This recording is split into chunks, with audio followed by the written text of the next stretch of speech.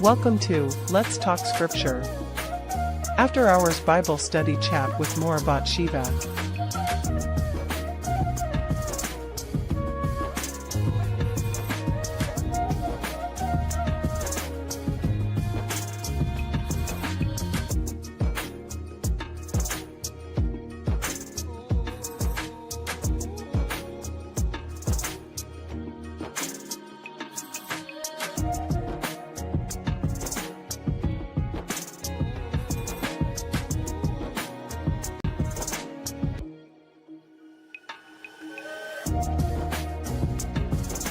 Special thanks to Chantel B., programming assistant and moderator.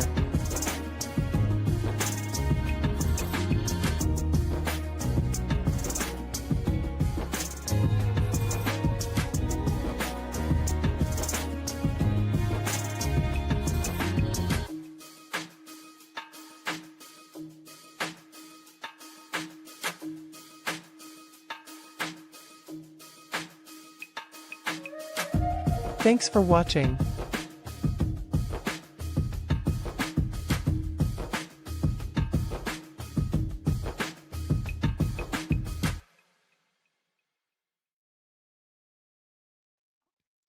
And I am back.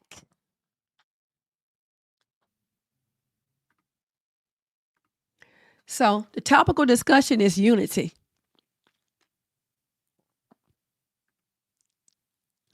These are some of the discussions.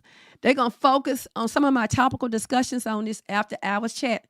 They're going to focus on things like forgiveness, love, pride, unity, prayer, etc. by discussing key concepts, examples in Holy Scriptures, and discussion points. The key concepts of unity is being of one mind and purpose, working together harmoniously, putting aside differences for a common goal.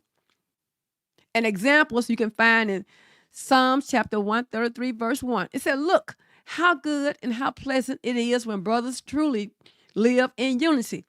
And that's one thing we don't see among Israel, unity. Most of them is in idolatry, and the others that's not, they follow Judaism. And very few people actually follow the true words of God. And then they bicker among each other, argue about scripture.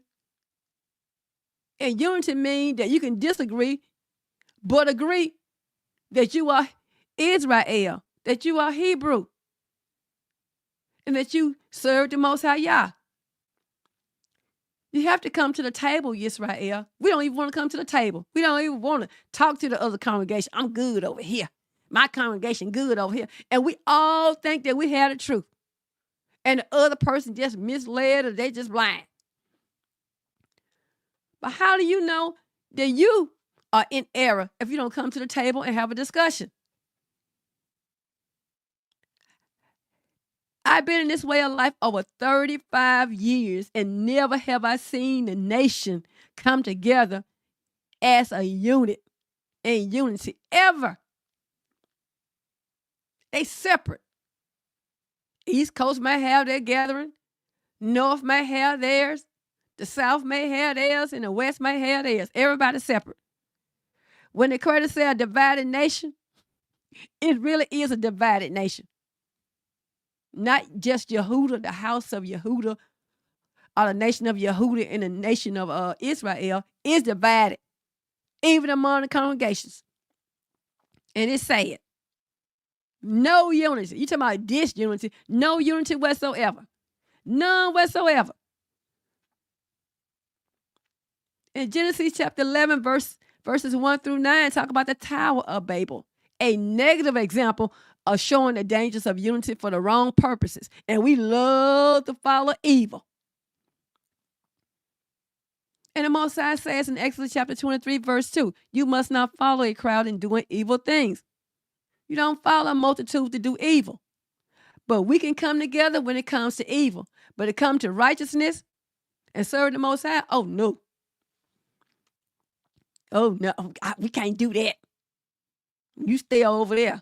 Let me put you on the screen. If you have any questions, anybody have any questions at any time, Chantel B., you can put them on the screen. It's just a chat. I don't mind putting it on the screen.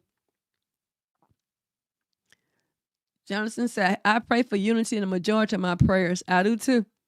And I pray for judgment against these false leaders and teachers too, who divide the nation. That's where the division comes from. I pray the Most High Yah send us shepherds of his own heart to bring us in some type of unity, to lead us home to the land flowing with milk and honey. Hallelujah. They tried a few times, but it just don't work. You think it's just pride? Yep, it's on my list. I'm going to get back to that list. It's detailed. It's on the list. Stubborn. If you want to suggest some topics of discussion for next 6 night, you guys are welcome. But yeah, it's on there. Pride. Because everybody think they're right. But I don't understand how these people think they're right and they follow following Judaism and the Jews, the Talmud, and Mishnah. I don't understand that foolishness. And then you got idols. Anytime you serve anything or anybody other than the Most High, you in idolatry. That's plain and simple. I don't understand why our people don't understand it. They have a problem. Every time I mention it, I talk about JC, I talk about Paul. Then here they come in the comment section. I know you already know that, the chat. And then hit a thumb down come. As long as I don't talk about JC, they idol, you don't see a thumb down. And it just be one fool every now and then that does it. I mean, if you don't like what I'm saying, why you on my channel? It's a brother perfectly said that. Don't come to her channel. I let them know I serve the Most High and the Most High only. I don't know why it's a problem for them to just come here, see that I serve the Most High and move on. I don't understand how they have a problem with me serving the Most High when they're supposed to be serving the Most High and JC. But they have a problem with you serving the Most High only. But I don't supposed to say nothing about them in idolatry. I may have a problem with you being faithful to the Most High only. Come here and want to browbeat you to death about that idol. I'm not about that life.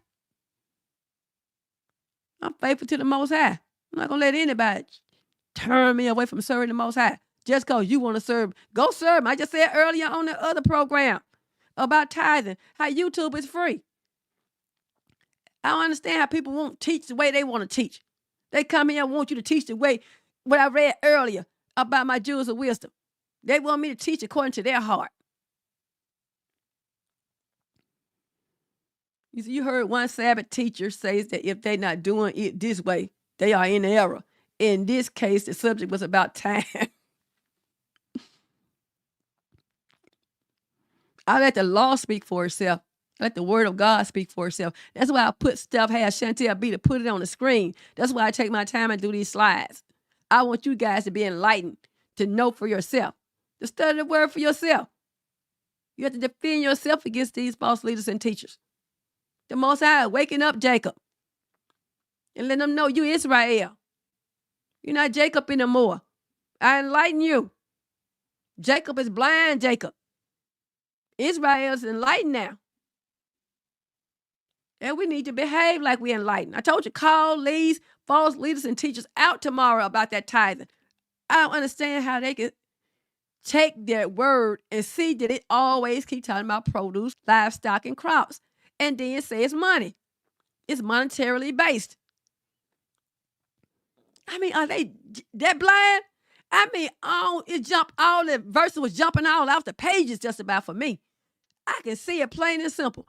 And I was just discouraged with thinking that some of these so-called Hebrew teachers are teaching lies about tithing and saying you can tithe over here and say it is monetary. Talk about how you going to do the upkeep. That's why I took my time. I had a lot more to say, but I said, I'm just going to end it here. I took my time and let them know that's where the upkeep come from the census tax, from heave offerings called contributions, gifts, and donation. He did it when they had the tabernacle. Them people gave so much and donated so much, they had to stop them from giving. If you're doing right and teaching right, brother, people don't mind donating, but they all on YouTube begging all the time. Every Sabbath, they're begging. Don't show one iota about what they do with the money. And then talking about you got to tithe. You don't have to tithe. You're not supposed to tithe over here in your enemy land. And tithing comes from the crop. No land, no tithes. Plain and simple. How hard can that be? Discussion points. Why is unity important? It's important. You don't have to agree with everything. And I'm going to get to it. What are some common obstacles to unity? Disagreements, different opinions. Opinions are not facts, my brother. Personal preferences, pride, personal biases. They lean into their own understanding. We can't get anywhere as a nation. And these nations, they love it. They love it. Because as long as we divide it, they can benefit from us and make merchandise of us. They go out of their way. They have spies in the congregation. They did it with Martin Luther King, Malcolm X, and everybody else. They don't want you knowing the truth. Their purpose and their sole purpose is to keep us divided and keep us separated from God. And we follow them wholeheartedly. Give them our time and our money. And we love it so. But yeah, full of pride. Personal biases. Personal preferences. And different opinions and disagreements. I ain't never saw a bunch of people so stubborn and hard-headed and stiff-necked. But that's how our forefathers were. Clave to these idols of the nations. And we cleaving to them now. How can we promote unity within our congregations and among Israel? Communication. We had to come to the table, Israel. We had to first come to the table. You cannot solve anything without coming to the table. Coming to the boardroom, as they say. Then you have to be humble, which is humility. And whatever went on with the other congregation that you broke off from, it's time to forgive that and move on. We hold grudges. We got to hold on to stuff. See, I remember he put his son above me. His son came on in and started teaching, and then he younger than we were. He came in 1 year. He over us. He the head Morah. And everybody want to fight and act a fool about that title. Morah. Moses didn't have that title, Morah. Samuel didn't have it, but they were teachers. And then they want to talk about who can be a Morah. Everybody, Creator want everybody to teach. He told them to teach them your children when you rise up, when you lie down. Everybody's a teacher. But we have a problem with listening and being taught because we want to teach. That's pride. I want you to listen to me, but I don't want to listen to you. And then they go get the precepts of man and want to teach you that nonsense. You try to open their eyes up. That's why I don't understand this Judaism stuff. Why out of all the nations, our people, they shouldn't choose any nation, but you're going to choose that nation. Just go pick a nation. Instead, we taking back our culture. What do? That proves to us and show you in your eyes that that's our culture. I want somebody to tell me. I can't figure that out. What do? They don't serve God. They don't serve God the way we serve. They don't keep the Sabbath that way we keep them. They don't eat like we eat. Even on Passover, they have an egg up there, a boiled egg. And even around Xmas time, they had Hanukkah. 12 days celebrating. Like your 12 days of Xmas, they got their 12 days of gift giving too. And you tell me, what do these people do that you want to follow them? They call it the new moon a black moon. And look how they dress. I mean, that don't even make no sense. That is not our culture. We don't dress like them. We don't eat like them. We don't look like them. We don't talk like them. So why would you want to take on their ways when it comes to serving the Most High? Then you want to go get a Torah portion only service. We just teach from the first 5 books and you start back over once you in Deuteronomy. You got to start back over again. Where you get that from? Even the Jews have complementing scriptures from the prophets. I don't understand that nonsense. We need to focus on our shared values. That's serving the Most High. Whether you serve and started on a Friday night or you serve on a so-called Saturday morning, that's a shared value. You serving Him. You know who you are. The dietary laws, shared value. I don't think I ever heard anybody disagree over the dietary laws.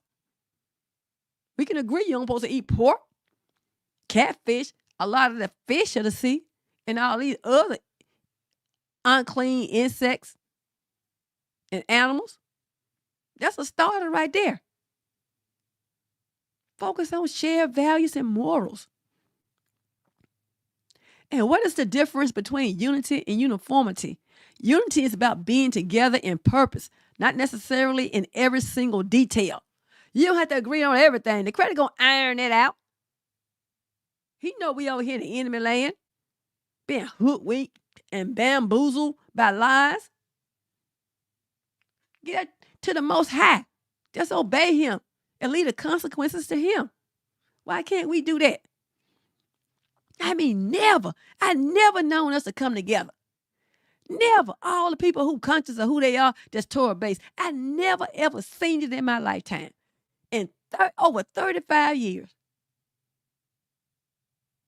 And all these different congregations right up among each other, especially in New York, in Chicago. Why everybody gotta go get a congregation? I got to fall out with you. I can't work out our differences. I got to fall out with you and go start my own. And then when they start their own different teachings. Let's be real. I ain't going to teach what he taught because I ain't like it when I was under him. I mean, all out of order.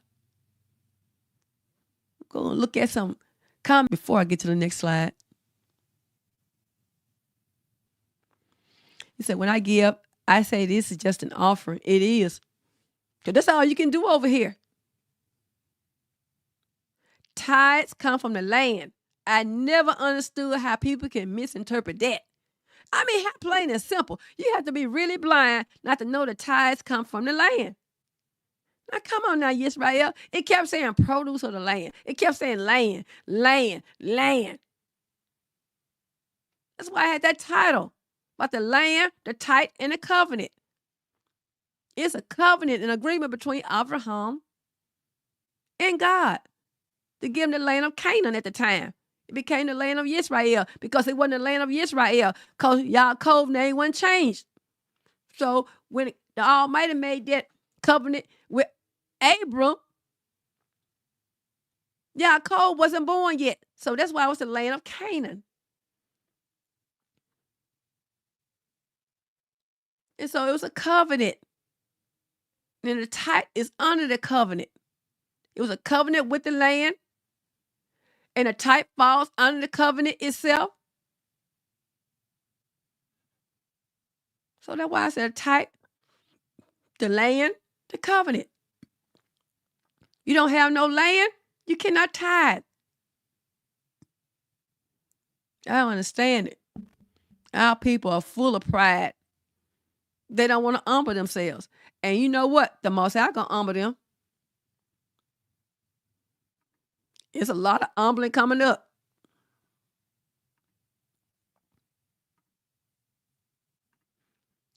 The difference between unity and uniformity. Unity, its focus is oneness of purpose, heart and mind, despite differences. You hear that, my brothers? When you hear this later on, unity focus on oneness of purpose. The purpose is to serve the Most High. The purpose is to go back home. The purpose is to enlighten Yaakov and let him know you Israel. You have oneness of purpose, heart, and mind despite differences. The emphasis is on harmony, cooperation, and mutual respect among different individuals. Acceptance embraces diversity of thought, background, and perspective. Some people don't, because this brother young, I ain't going to listen to him. He ain't wet behind the ears. He ain't been in long enough. You don't know who the Most High told what.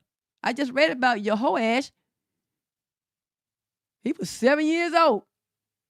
He was up in a temple. Became the king. Not saying he came in knowing everything. They had to teach him. But you have young people that been around in this way of life since they were babies. And they learn and retain knowledge along the way. And may can teach you something, but no, because, he younger than I am, I'm not going to listen to him. I've been here 40 years. And you supposed to know more than him. Not necessarily. Credit might have kept you blind. Motivation. Love. It said how good. Psalms 133:1. When brothers dwell together in unity. That's love. Shared values and morals and a common goal. That should be your motivation for unity among Israel. Example, a sports team with diverse players, they have different skills. You have a point guard. You get on there. On a football team, you have a tight end, a quarterback, a wide receiver, a punter. You have these on these teams. They have different skills. They have different backgrounds and personalities, but they're working together to win a game. Now, why can't we work together to win as Israel? Let the heathen know who we are and let our people know who we are. All this suffering, all this evil among Israel, we murdering our own children, own parents, own siblings. All the dishonor and disrespect among Israel.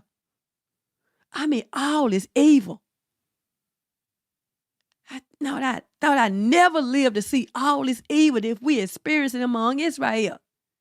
And our leaders bickering and fighting among one another. And then we want to take sides. Instead of taking God's side, I'm going to take my side of my pastor. I'm going to take my side of my Morah. They get in all these beefs among congregations. And they really think the Most High don't see that and not going to judge that. That's why I be wondering about that. Do they really not pay attention? They so far into their beefs and their ignorance and foolishness that they don't even regard God. Is sitting there listening to that stuff and seeing this stuff.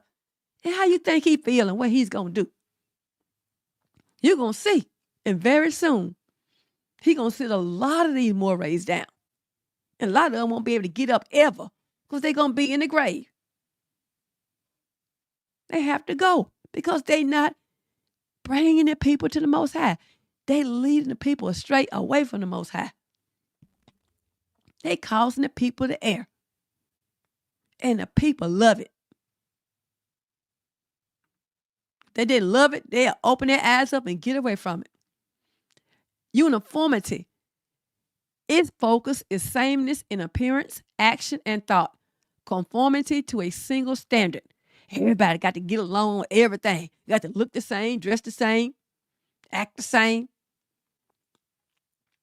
Emphasis. Strict adherence to rules, procedures, or beliefs with little tolerance for deviation. Sound like a cult. Rejection discourages or suppresses individual expression and differences. And that's what a lot of our congregations do. I know one particular in Atlanta. You better not question that more, Ray. He's God. Everything he said comes from God. He's right on everything. If you can't question a more, Ray, you need to leave that congregation fast and in a hurry. Something is wrong with that picture. You can't ask a question. You can't point out a discretion. They get an attitude. They got a problem. Don't want you to know more than them. Thinking they can't ever make a mistake. I make mistakes. Sometimes I misspeak, and when I listen to a lesson later on, I had the scripture right in front of me, but then still misspeak because what? I'm human. Right in front of me. A word and mispronouncing right in front of me. Humans make mistakes. God don't make mistakes. So stop thinking you guys are God. They're built up in pride. It goes back to pride. Pride goes before destruction. They don't want anybody to question anything they do or say. Motivation. They want to control. They want order. They want adherence to a rigid system. Go to some of these congregations. They treat you worse than a slave master.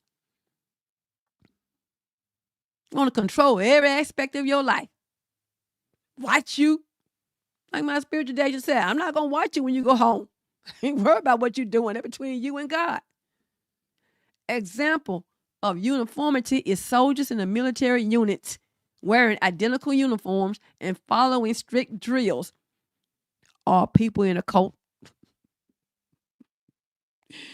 That's what that is. People in a cult. I don't want you straying from their beliefs. Not what God said, but their beliefs. The precepts of man. Why this matters in Bible study.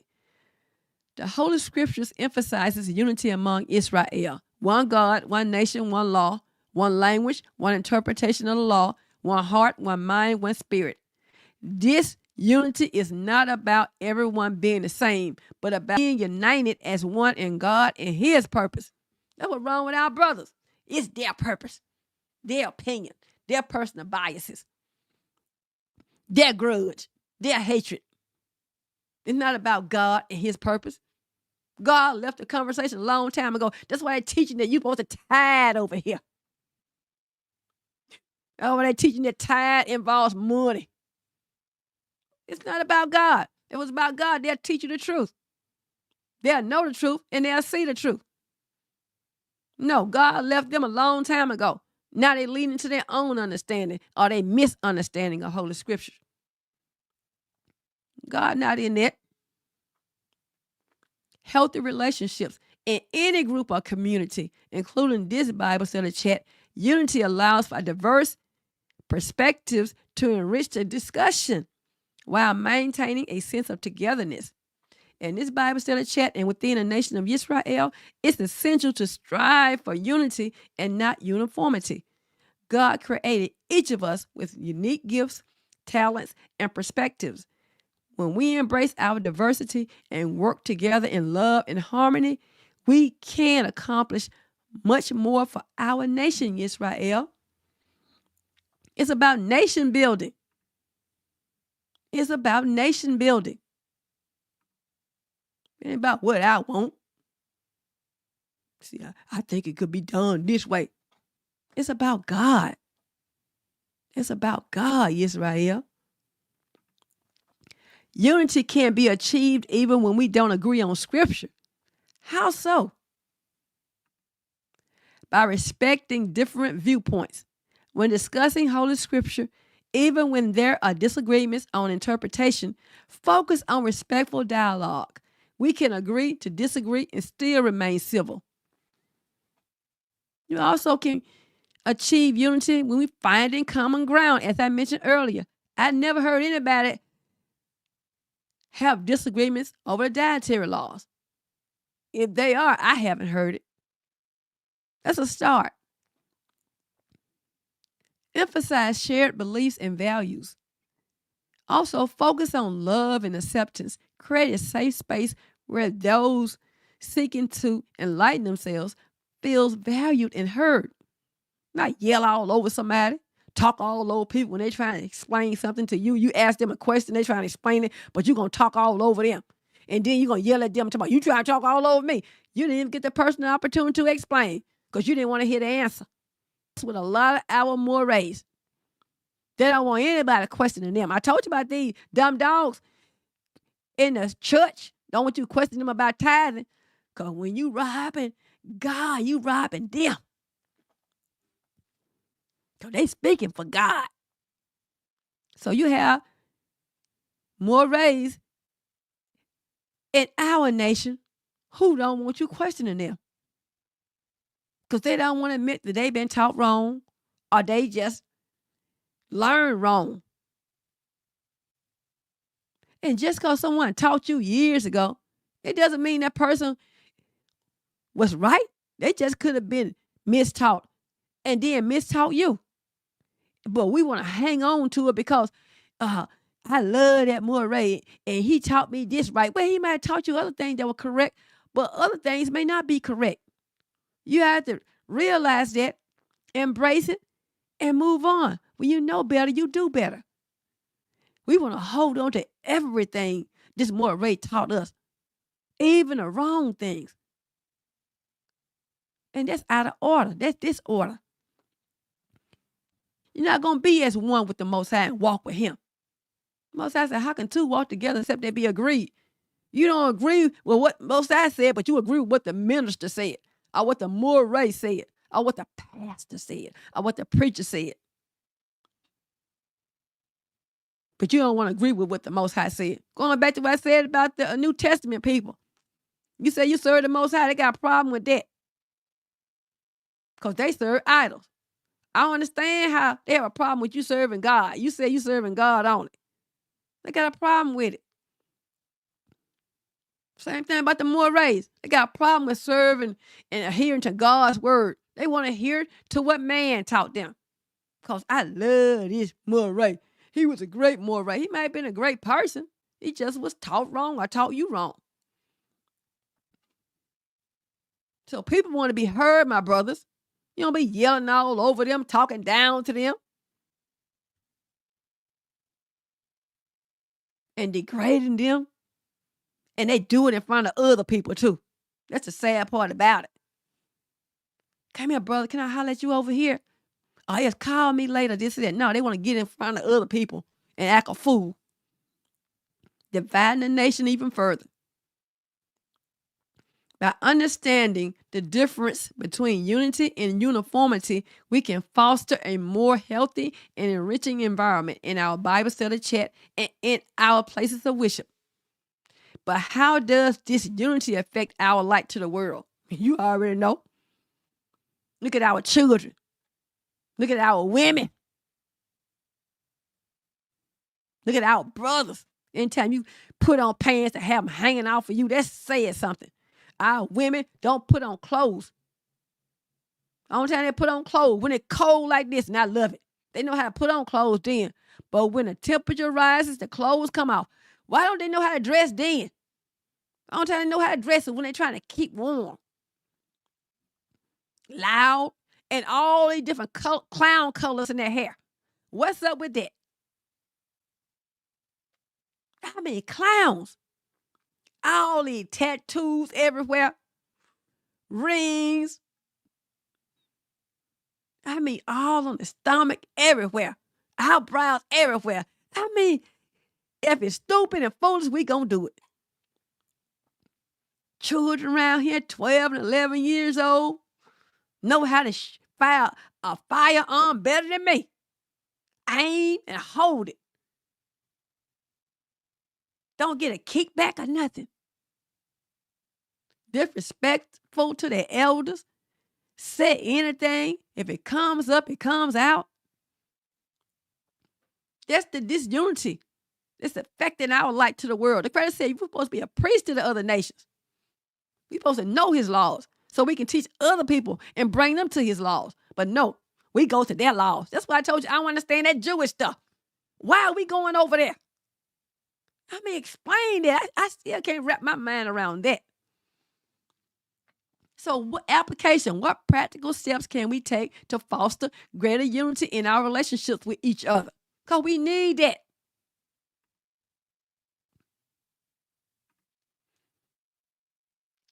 So I was raised in this way of life as a child. Oh, that's great. I didn't know that. We moved from Chicago to a 400-acre plot of land in southern Illinois under a teacher named Lucius Casey. Do you know him? No? Oh, that's amazing. 400 acres. Okay. I didn't know that. You said, but like you teaching, theirs was no unity. The Creator had Noah building that ark all that time, and he didn't get one convert. It didn't take Noah to build that ark overnight. Not one convert. Not one. They was in there laughing at him. It was to their demise and their destruction. They didn't even know it.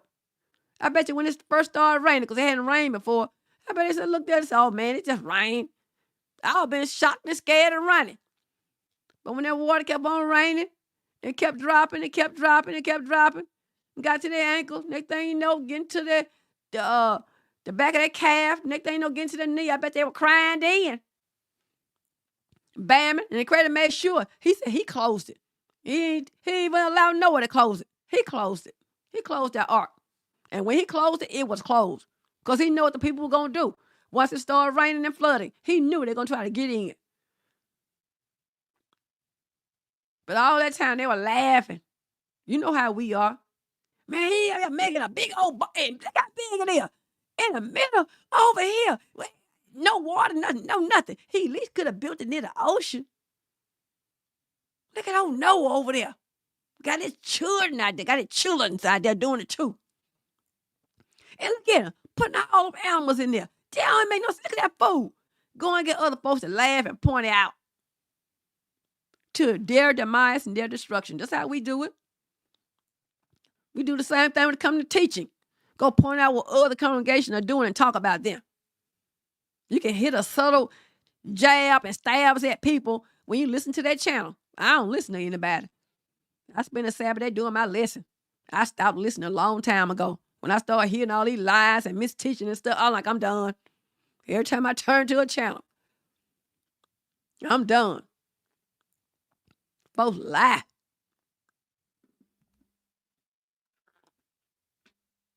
Especially when they lie to my tithing.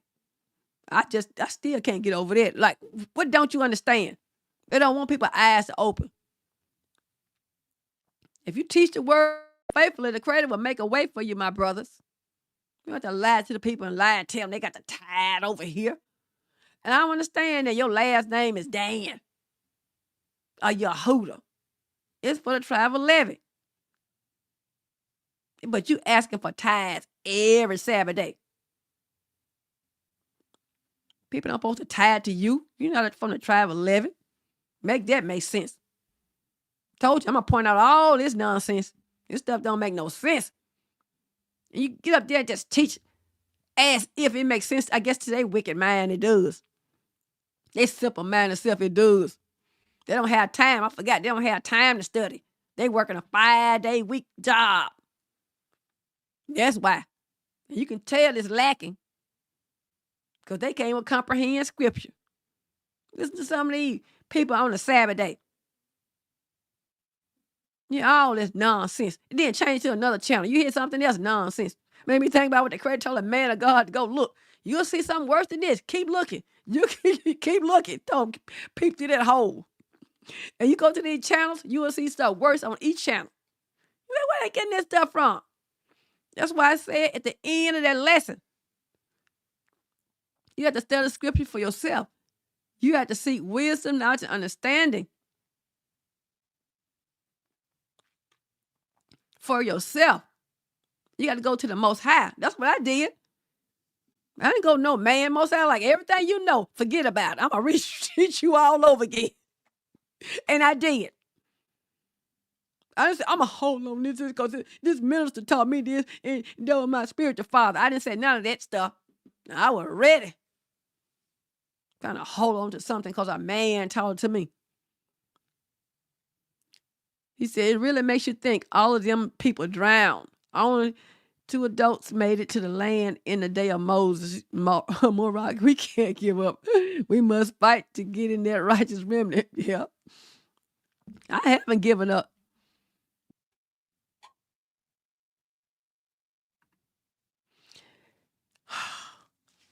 Unity, definition, a state of being joined together for a common purpose or goal. Despite differences, it emphasizes harmony, agreement in essential matters, and a shared commitment. Key characteristics of unity: acceptance of differences. Unity acknowledges and embraces diversity in personality, background, and opinions on non-essential matters. Some of this stuff don't even matter. But they'll argue about that. Find the least common thing to argue about. Just to be arguing with somebody because they don't want to get along. Because that's their intent and purpose. That's their heart's desire to cause conflict and chaos and division. Focus on shared values. Unity centers on core beliefs, morals, and common goals, such as love for God and one another, serving others, and being a priestly nation sanctified to be a light to all nations. Mutual respect and love. Unity is characterized by kindness, compassion, and a willingness to care for others. Working together. Unity involves collaboration, cooperation, and a shared commitment to achieving common goals. Uniformity, on the other hand, the definition, a state of being exactly alike or identical. Conformity to a single standard or pattern. It emphasizes sameness and often suppresses individuality. They don't want you knowing more than them. They want you to follow and be misled and misguided off the path of righteousness. Key characteristics of uniformity. Suppression of individuality. Uniformity often requires people to conform to a rigid standard, suppressing their unique personalities and gifts. Focus on external conformity. Uniformity emphasizes outward appearances and behaviors, often neglecting the one's true self and beliefs. Intolerance of differences. Uniformity struggles to accept diversity and often leads to judgment and division, which we see. Control and manipulation. Uniformity can be enforced through pressure, manipulation, or even coercion. This is called a cult. Because some people talk, you don't want to go over there because they don't teach about the Sabbath day like we do. They'll turn you against other brothers just because they don't like them. They had a personal bias against that person. The truth is the truth, no matter who teaches it. And some of them don't even want to teach because that person teaching it, I don't want to teach it. And they'll teach a lie. I don't think I'm copying off of him.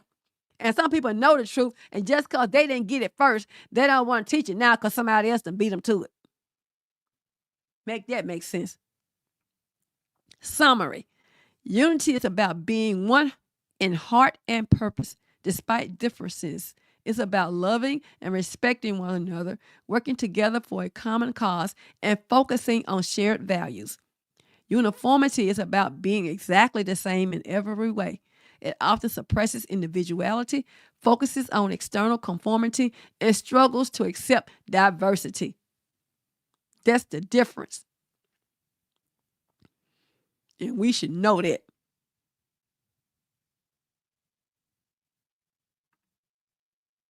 They don't want us to be different. They want us to be like everybody else. Dumb, misled, and misguided off the path of righteousness. I'll show you a short video of the different activities that I have, and I come back afterwards. Live it up, live it up, live it up.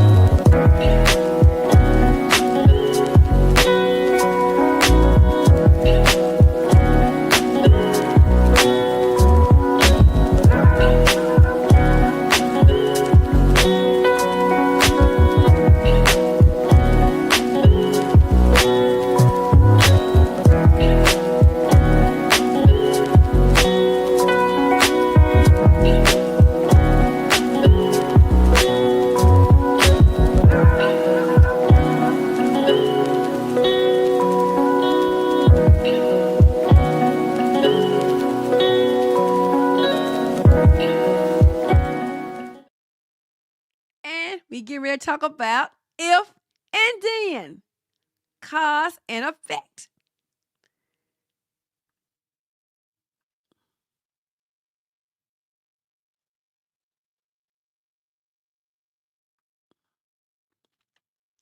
We're going to talk about tithes and offerings and the if and then effect. And remember, if anybody have any questions or comments, feel free to leave them. I will put them on the screen. You don't have to wait. You can do them as I'm talking.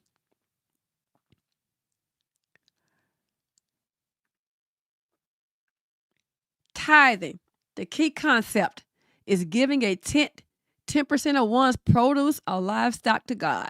This was primarily for the support of the tribe of Levi, who served in the temple, and for the needy. Malachi chapter 3, verses 10 through 12. The most direct if and then regarding tithing.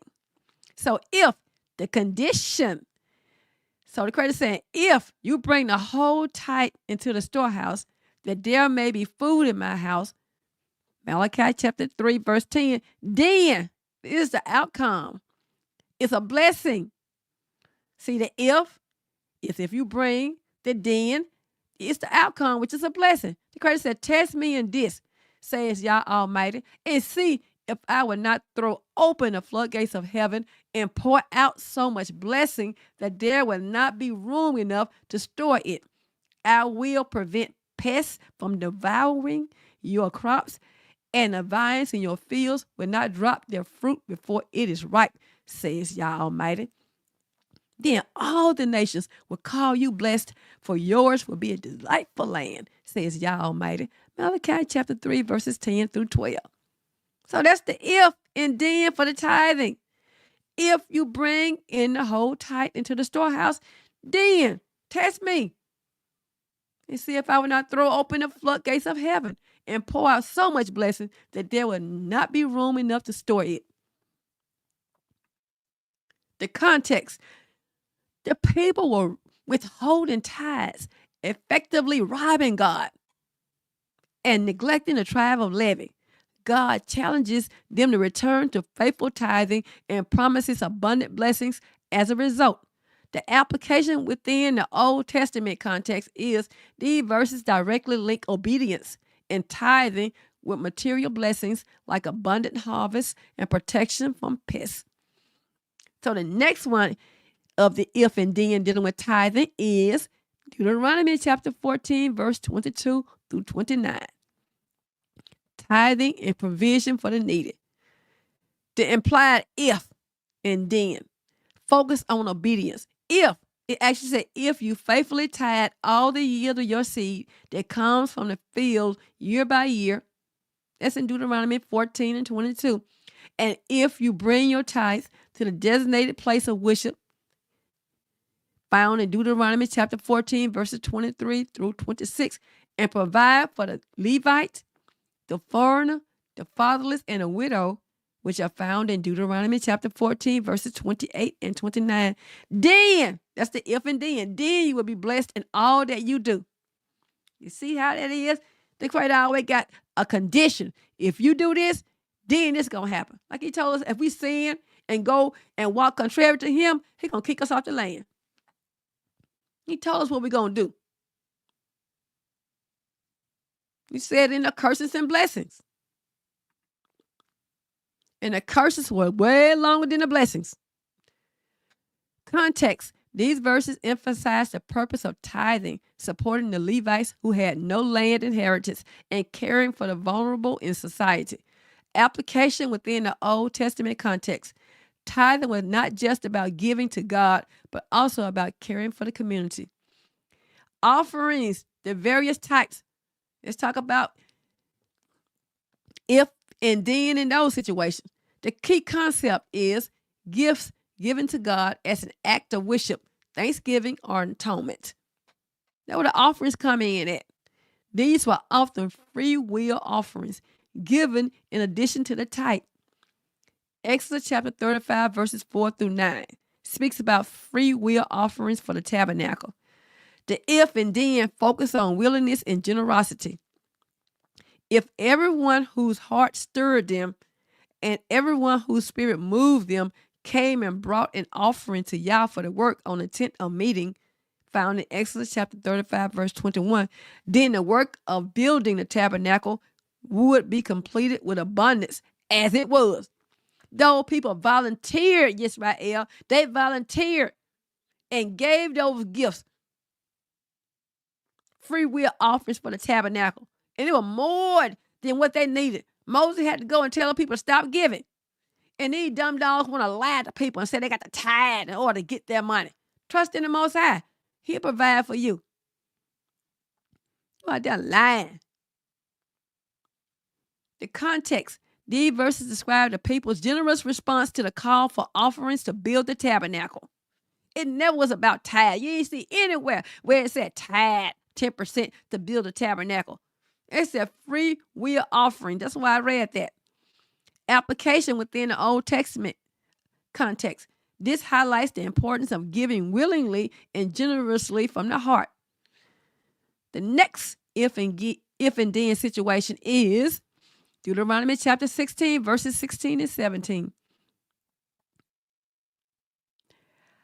Offerings at the 3 annual feasts or festivals.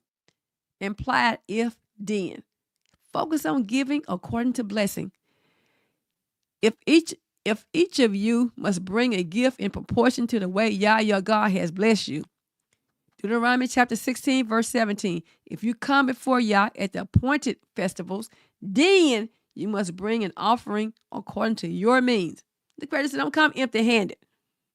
I bless you with something. I know you didn't go all year long. I bless you with something. You got something, so come and give me something. You give according to how the Most High bless you. They ain't said come in and everybody got to get 10% tight. Like these dumb dogs lying to people. And some of our own brothers the same thing, lying to people. The credit said give according to each man can afford to give. And we ain't talking about no money. When they talking about coming up with some money. The credit never said that. Well, the poor people, they got to do the same thing. And nowhere I read said a poor person has to tithe. You don't have nothing. What you going to tithe off of? He never said for a poor person to tithe off of tithes. Somebody going to give you some, I'm going to be more righteous than God. I'm going to tithe off of it. Made me think about Jeffrey Owens.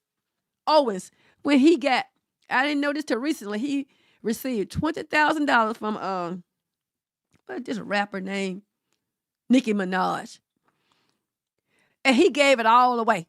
And then he tell me he more broken now than he was back then. Being more righteous than God. See, I didn't work for it.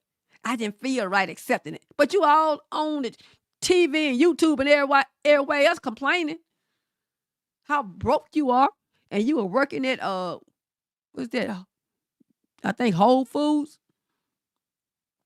I told you guys earlier in the previous lesson I just did about tithes, how this woman was all on YouTube, always talking about how she was lacking because she wanted people to donate all the time. Somebody call out on this, all them tithes you paying $600 a month out of your income. You paying tithes. And then any income she get from YouTube, any income she get from donation as a church minister, she was tithing off of that. Any gifts. She more righteous than God. She begging, but she giving away most of her money. I don't understand these people. They more righteous than God. God didn't request that from you. You going above and beyond. You in the realm of foolishness. The context. These verses connect offerings with the blessings received from God. Application within the Old Testament context. Because New Testament people not required to tithe. I don't know where they get that from. Nowhere in the New Testament you supposed to tithe. And they are main tithers. First day of the week. Here they go. And the minister don't want to let you out. Close the door. Lock the door. Stay over there, ushers. We need $1,000 more. Past the anniversary. Past the vacation. Always something for the pastor. We need this for the church building, the building fund, this and that. We the dogs don't never get enough. I told you they keep the people in abject poverty. Now tell me what God is in that. So the application within the OT context is giving was to be proportionate. Proportionate, Israel, to one's prosperity. Come there, you give them $5, they got a problem with it. This is how God bless you with. That's your 10%. Greedy dogs. So your giving was to be proportionate to one's prosperity during those 3 festivals, demonstrating gratitude for God's provision. That's man judging you. God's not. He knows your heart. Contributions for specific purposes. The key concept is giving for specific needs or projects, often related to the temple or the community. This is where your money, your donation come from, my brothers. 2 Kings chapter 12, verses 4 through 16. Contributions for temple repairs. Now, the implied if and then is to focus on faithful stewardship.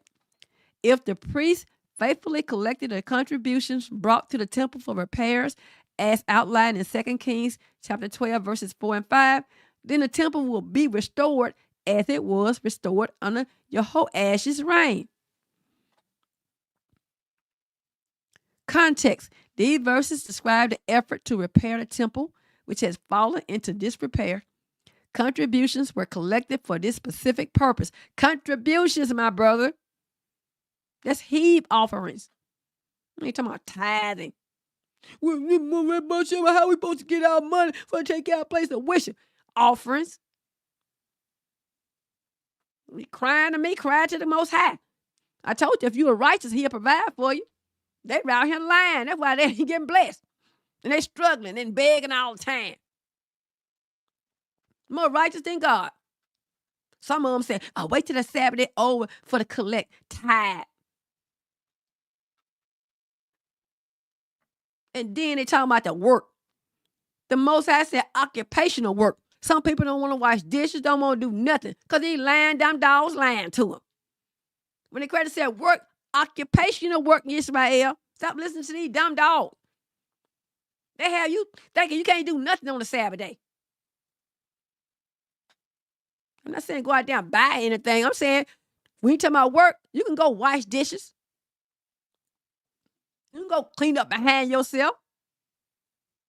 You think you can't do nothing? I got to wait till the Sabbath day and clean. See, they got dirt over there. I got to squeak there. Something on the floor. I can't. I mean, I see people in the comment section asking questions like this. This is why I'm bringing it up. If I eat something, if I breaking the law, if I wash a dish, I'm like, oh my goodness, I can't believe these people asking. I told you earlier, they try to keep you blind and dependent on them. Everything you do, you got to go to the minister and ask him. And he blind. I mean, everything. I see him asking all these silly questions like, I can't believe it. Work means occupational work. You can't go to a job, Israel. You can't go out there farming, Israel. He never said you can't work around the house and you clean up the house behind yourself. He ain't never said that. Something gonna fall. I'm just gonna let it stay there. I ain't gonna get it up. I can't wash no dish. I can't do nothing. That's lies. Occupational work. And they want to put it to everything. Just like they did about the unleavened bread. They want to put it all in toothpaste, detergent, everything they can name. Soap, everything. They going to put it in. Big old long list. The Jews had that long time ago. I saw it. I knew it wrong then. I ain't never went by no list. I went by what God said. And then some congregation I never thought would follow that foolishness. I started seeing them having a big long PDF of items you cannot use during unleavened. Oh my goodness gracious, I can't believe this. Where they getting this from? Nowhere in the Holy Scripture says that. Application within the OT context. This shows the importance of contributing to the upkeep of God's house and supporting its ministry. In Nehemiah chapter 10, verses 32 and 39, contributions for temple service. If, then focus on supporting the temple and its personnel. Because some of the people who did the repairs they would, they were just people. They hired the blacksmiths and stuff. So if the people committed to bringing the required contributions, including a third of a shekel for the service of the house of God, the wood offering, the first fruits, and the tithes, Nehemiah chapter 10, verses 32, 39, then the temple services could continue and the tribal levy could be supported in their ministry. Go back and get some comments.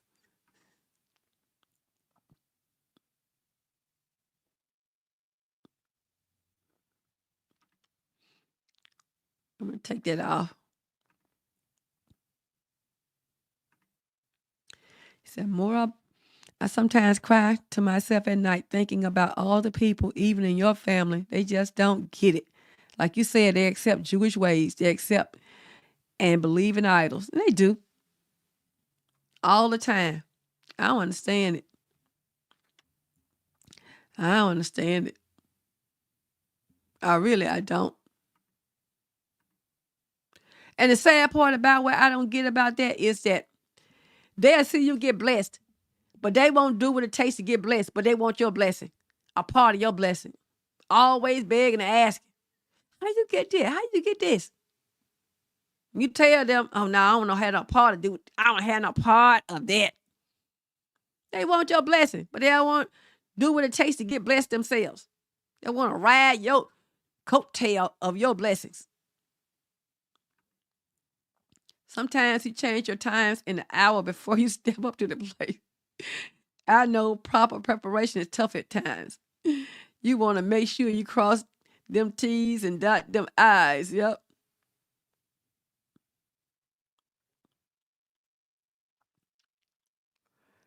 Them Jews had that list. I didn't know that. Yeah. I saw that years and years ago. I went there one time just looking, and I saw them have a big old long PDF list. It was on a web page. I mean, it was so long. All this stuff they talking about you can't use. It's not kosher for Passover. All kind of stuff. And like, oh my goodness. And then years later, I started seeing congregation in New York have. I started seeing in Cincinnati have. I'm like, where they getting this stuff from? I looking like, wait a minute, come on now. I would download it just to look at it and could tell other folks about it. Like, look at this. Even my spiritual mom knew that wasn't correct. I was looking at this big old long PDF. You're like, where they get this stuff from? Where is it in the Holy Scripture? Show me.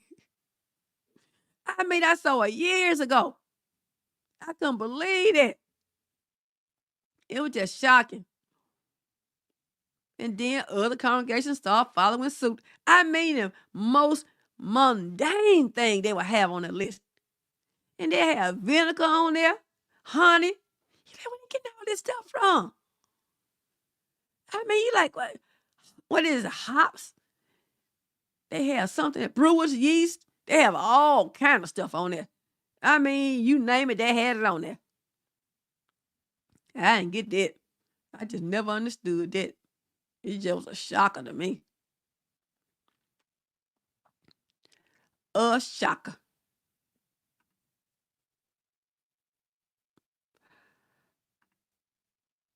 So the context after the exile, you talking about those contributions for the temple, the people committed themselves to supporting the temple and its personnel. Application within the OT context. These verses demonstrates the importance of supporting those who serve in ministry. And there's nothing wrong with it. That's why I said they have offerings for that, brother. Stop lying. The credit going to take care of you if you're teaching the law and teaching it faithfully and not leaning to your own understanding. And they wonder why a lot of them not being blessed. They're not teaching the law. They're teaching from their own personal biases or their own opinions, or they lean into their own understanding, misunderstanding. Overall observations from the if and then of giving. Obedience, Israel, is key. In the context of the Holy Scriptures, obedience to God's commands regarding giving was directly linked to experiencing His blessing. Credit said, if you give, then you're going to get a blessing. But you know, the church people and ministers And prosperity teachers want to teach that if you give to God what you're giving to them, you're going to get a blessing. You got to pay for a blessing. That's a lie. You give it to them, and they're putting it right on in the bank or putting it in their pocket. You need to follow these tithes, and you giving them people in the name of tithes. Follow them. It's supposed to be for the poor, the fatherless, and the widow. And do they get it? And some people will go to the church and asking for a donation of money. They will not give it. Some people being tithe faithfully. I done heard about this. Tithe faithfully. And went to the church and asking for a donation when they fell on hard time. And they made them jump through the ringers just to get a dime back. And they didn't even get a dime back. Didn't get nothing. Question them. Their honesty or truthfulness about needing the money. They didn't question you when you were giving it. But they're going to question you when you want some of it back. Because you fell on hard time. And some of them want you to continue to pay. Some of them have contracts with the church. Contracts. I have seen it and I heard people say that. They had a contract, an annual contract, a certain tithes that they were responsible for. A coat. Somebody had to leave. They were responsible for this certain amount of tithe, whether they could pay it or not. And don't get behind. He all on you. It's like a collection agency. These greedy dogs have lost their mind with other people's money. I mean, greedy, blind, dumb dogs that cannot bark. But they'll holler if you don't pay those tithes in the form of money. They'll holler and scream. They can't bark no other time. I wonder where Jim Bob at. Anybody check up on him? Because I miss my money. Oh, I ain't supposed to say that. I mean, I miss him. See if he's sick, y'all. Because, I need that $50. I mean, we need to see how he's doing. So, get on his feet and come on back so he can hurry up and get on back here so he can give me my tithe money. Oh, I said it again. I shouldn't have said it out loud. Because that's all they want. They don't care anything about you. They checking on their money, checking on their investment. They don't care anything about the people. You just skip a Sunday not coming to church. And you a big tither. Here they go. Phone ring off the hook. See why you not there. And when you come, I don't care if you're half there, they still want that money. When can you get that to me? We'll have somebody come back and get it for you, pick it up for you. Yeah, deacon and stop by. He's on his way to his house and he'll stop by and pick it up. No empathy, no mercy. Knowing that money's not going toward no one but greedy dogs. Giving is an act of worship. Tithing and offerings were not just about crops, livestock, or money. They were acts of worship, acknowledging God's ownership of everything. So when you have offerings in the form of money, that's where that money came in, talking about offerings, not tithing. That's why I got tithing and offerings were not just about crops, livestock, or money. They were acts of worship, acknowledging God's ownership of everything.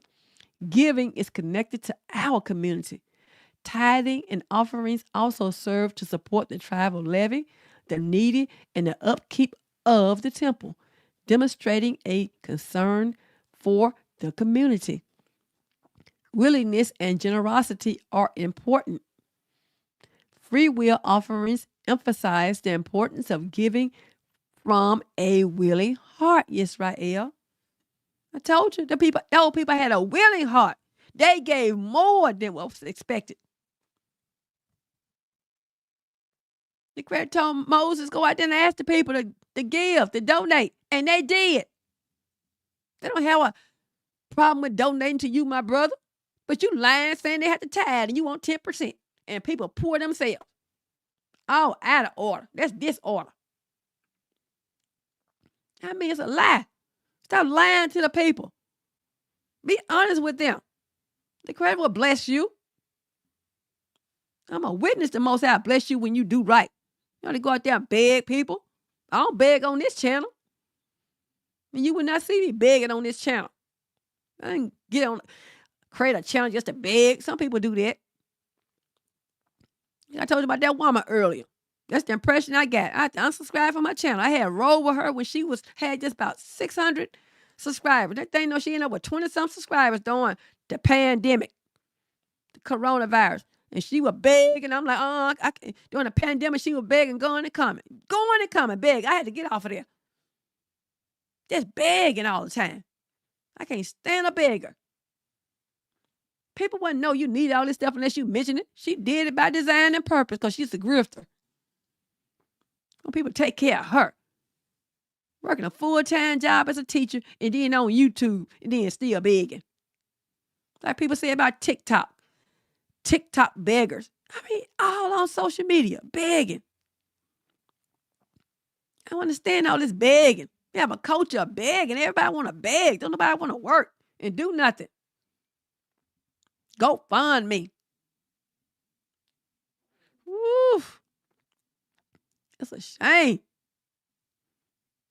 All this begging. Go get you a job. Stop begging. And my brothers, if you have to beg, I mean, are you not serving the Most High? He showed Moses people were willing to give. They gave more than what was needed. That's what happens when you're faithful to the Most High. Out there begging. Some brother was talking about that. He around here begging. He ain't showed me what he did with the money he already had. And he on YouTube. He don't even have a congregation. That's the sad part about it. You like, what they need all this money for? They on YouTube. And then they working. I don't understand somebody on YouTube begging. Make that make sense. Why are you begging and you on YouTube?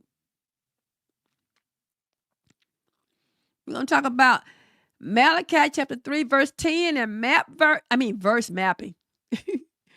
Verse mapping. You have any comment before I move on, Jonathan Evans? Or anyone else?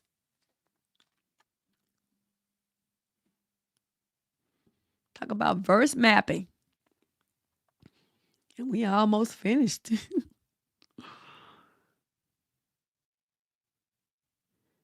I'll put that on the screen then.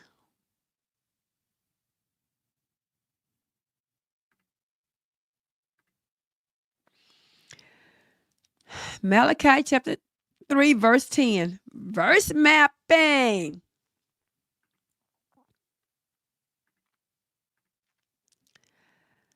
Malachi chapter 3, verse 10. Bring the whole tithe into the storehouse, that there may be food in my house.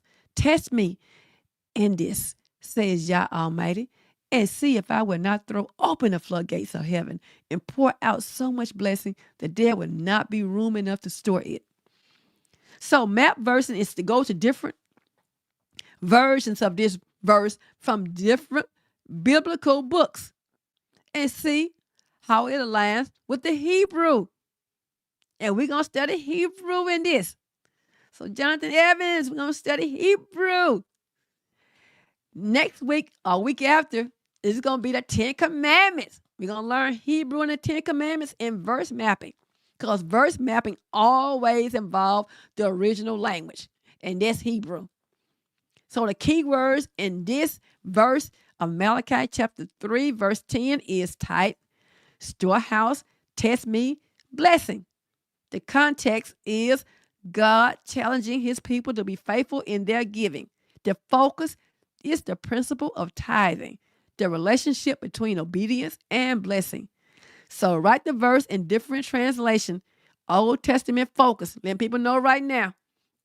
That's what it is. So the first one is the NIV. And it said, bring the whole tithe into the storehouse, that there may be food in my house. Test me in this, says Yah Almighty, and see if I will not throw open the floodgates of heaven and pour out so much blessing that there would not be room enough to store it. In Hebrew, Malachi chapter 3, verse 10 says, bring the entire tithe into the storehouse so that there may be food in my temple. Test me in this matter, says Yah of heaven's armies, to see if I will not open for you the windows of heaven and pour out blessings for you until there is no room for it all. Malachi chapter 3, verse 10 in Brenton Septuagint translation, it reads, the year is completed, and you have brought all the produce into the storehouses, but there shall be the plunder thereof in its house. Return now on this behalf, said Yah Almighty.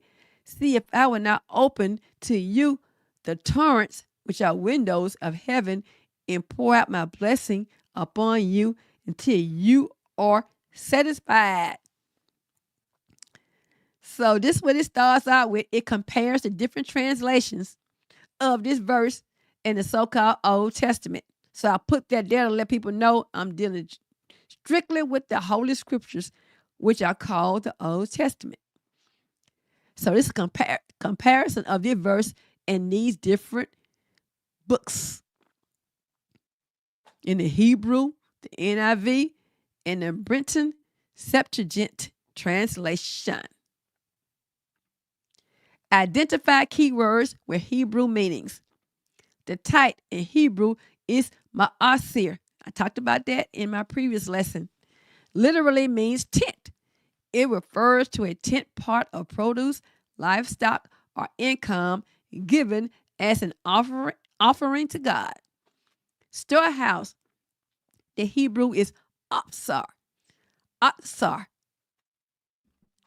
Apsar. A treasury, storehouse, or granary where the tithes were kept. It was a place for storing provisions for the Levites and the needy. Food in Hebrew is teref. Teref. Food, provision, sustenance. In this context, it refers to the necessary provisions for the priests and Levites who served in the temple. Test. Hebrew is bakan. To test, prove, examine, try. This implies putting God's promise to the test through obedience. Floodgates of heaven, Hebrew, arabah. Arabah. Windows, openings are floodgates in the heavens through which rain and metaphorically blessings were poured out. Blessing, barak. Hebrew, barak. Blessing, gift, prosperity, abundance. So those are the Hebrew words, the key Hebrew words of Malachi chapter 3, verse 10. So that's how we break it down. When we do verse mapping, we break the whole scripture down, look at the different interpretations from the different biblical books, and we talk about it in Hebrew, and we explore the context within Malachi and surrounding books. So the immediate context of Malachi chapter 3, verse 6 through 12. So we addressed before within Malachi the surrounding books so we can get a great understanding of what this verse means. So in these verses, it talks about the children of Israel were withholding their tithes and offerings. God accuses them of robbing him and promises blessings for those who return to faithful giving. The book context, you talk about the whole book of Malachi. So we summarizing Malachi, the book of Malachi. And the book of Malachi prophesied during the post-exilic period after they came out of exile, when the children of Israel had returned from the Babylonian captivity but were struggling with spiritual apathy and disobedience because they was over there in Babylon. Remember Daniel? Daniel told him he wasn't going to eat the king's meat, eat the king's food. Other Hebrews did. So that's why they were struggling with spiritual apathy. They've been away for 70 years. The creator says 70 years. And them folks turn just that quick. Don't take us long to turn. Remember I talked about that in Power of Names? About Daniel? About how the other folks went and took their names from the Babylonian deities? Daniel said, I'm not about that life. He kept his name. They gave him the Babylonian name. Told you, cultural appropriation we're talking about, and cultural assimilation. Some people took on the ways of the Babylonians. Some of them assimilated into that culture. They was right at home. Didn't take long. So the people had a spiritual apathy and disobedience to the laws of God. So when they came back, they didn't want to tithe anymore. So that's what they're talking about. That's why the Most High said that. They came back from Babylon, and Babylon was in them. They didn't want to tithe anymore. Well, we ain't did all that time. We was over there. Why I gotta come back and do it? I worked too hard for my food. What the tribe of Levi did when they was over there in Babylon? Why they begging now? You know us. You know us. Gotta come back over here and work. I wasn't working up. That's why a lot of them didn't want to come back. Let me mention that. A lot of them didn't come back. They told them they got to rebuild a temple. Oh, they hollered. They cried about that building. It's too hard on us. A lot of them didn't even go back because they had to rebuild the nation, rebuild that city, rebuild that land. They didn't want to do it. They was over there in Babylon. They had it easy. Go out there, hard work. They ain't going back home. What? Ain't nothing over there. I'm living over here. I'm living good. I'm eating good, man. You go back if you want to. Go over there, all that hard work. They talking about rebuilding. Nehemiah and them lost their mind. Go on back over to here. So this book emphasizes the importance of covenant faithfulness and warns of impending judgment. They came back, they didn't want to do nothing. All that hard work. See, they didn't work hard like it was in Egypt. Even though those people worked hard in Egypt and were slaves in Egypt, they appointed a leader and want to go back. Want to stone Moses and Aaron all the time, moan and groan, hollering about what they were eating, those flesh pots and everything. I mean, the whole entire time they were moaning and groaning when they were there. Want to leave, got delivered. No, they didn't deliver us. We thought we were going to get. We want to go back now. We had it good. We didn't realize how good we had it. Rather be a slave in Egypt than be free in their own land. That's us. So when them people came from the Babylonian captivity, they didn't want to do any work. They didn't want to do nothing. So they stopped tithing. All the laws they didn't want to do. So the Creator said, that's what he talking about when the preachers want to misteach.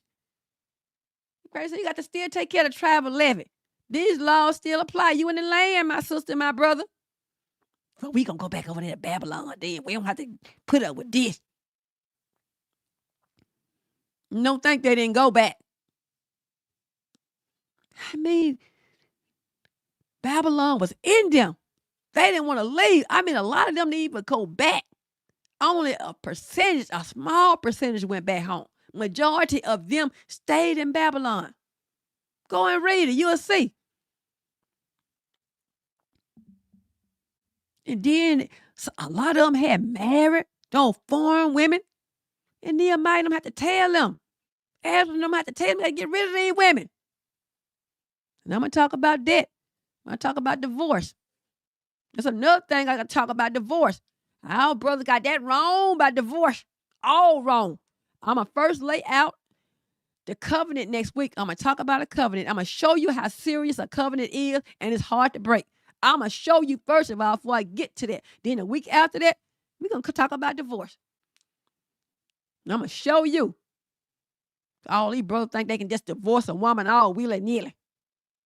Even David understood you couldn't do that. David's wife slept with his son, and David still didn't put them away because he knew it was permanent. God don't play when it comes to divorce. He couldn't sleep with them, but he still took care of them. He still acknowledged that with his wives. These brothers want to go get all these different women. They ain't looking around with a different woman. In and out of a relationship, in and out of marriage, and it's supposed to be a more right. What kind of leadership is that? What kind of example are you setting? And they always want to act like it's the woman's fault. No. Just because you giving a divorce don't mean it's not your fault. I mean, all this evil and wickedness we have surely taken on the ways of these nations. And divorce is a ways of these nations. And they don't understand the context of divorce in the Holy Scriptures. I'm going to talk about that in 2 weeks. I told you next week's covenant. I have to do it in order so you can see the seriousness. So when I talk about divorce, you're going to understand. I'm going to lay it down. I didn't come to play. The Most High didn't tell me to play with anybody. Teach it the way he told me to teach it. And that's what I'm going to do. Historical context. After returning from exile, the temple was rebuilt, but the people's devotion was lacking. I told you they didn't want to do it. That's hard work. I'm going back over here. And they did go back. Some of them did go back.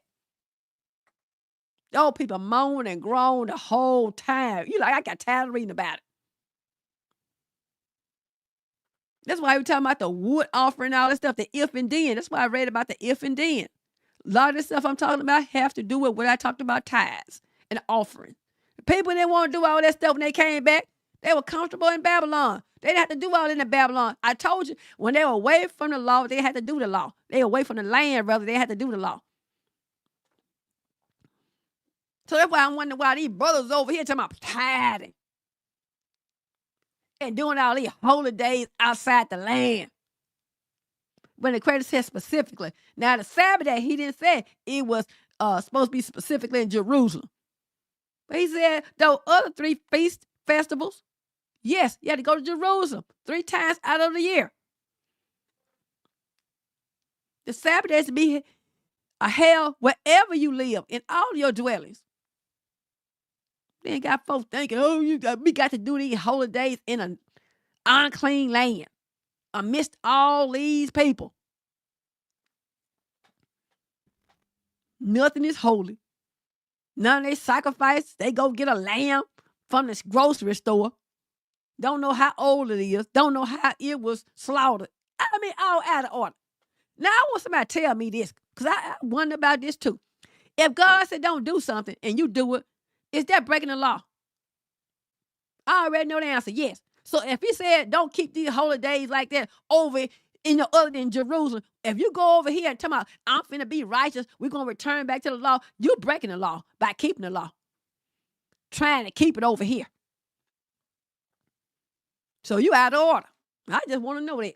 If the greater said do it in the land and in Jerusalem, and you come 3 times out of a year and do it there, and you over here in the United States doing it, is that breaking the creator commandment? Yes. You more righteous than God. We don't do it over here. Some people want to do it so they can show the Jews up. So I heard that and saw teachers do that. Rabbi, call themselves rabbi, and want to invite Jews there. Because I want them to know who we are. We're not Jewish. I mean, all out of order. The creator said, do this. I'm just going to do it the way I want to do it. The creator said, don't do it over here. I'm just going to do it anyway. Then they got a problem with you because you call that foolishness out. They don't want to hear it. They don't want to admit that they've been doing it wrong. Reading on, the Levites who depended on the tithes for their livelihood were neglected and the temple services suffered. I told you, they came back. They didn't want to do that. Them folks were comfortable. They had to pay tithes all them years. I'm talking about tithes in the form of crops now. They had to get them folks them tithes all them years. 70 years. I told Danielle, they're going to be over there 70 years. You tell me when the folks came back home. He ever talking about something, take care of these grown folk. See, they got a different mindset now. I got to take care of these grown folk. Now they see them as grown folk. I take care of them. They can work like I can. Man, I got to live over here myself. And shoot, I ain't have a good... The credit say your increase. That's another thing, too. He's a tithe off of your increase. You don't get no increase, you don't tithe. Man, folk went over there 70 years. Some of them, like you said, Jonathan, they were born over there. So they don't know nothing about tithing. So they came back, oh, man, I ain't finna do that. Y'all were doing that for y'all now. Y'all a fool. You know us. You know us. You know us. Let me go look at some comments so I come back. Y'all were doing that? Them young folks. Y'all were doing that for y'all. Oh, y'all a fool. I ain't gonna do it. No, grown folk. How do you take care of grown folk? I ain't been take care of no grown folk. What you say about Passover?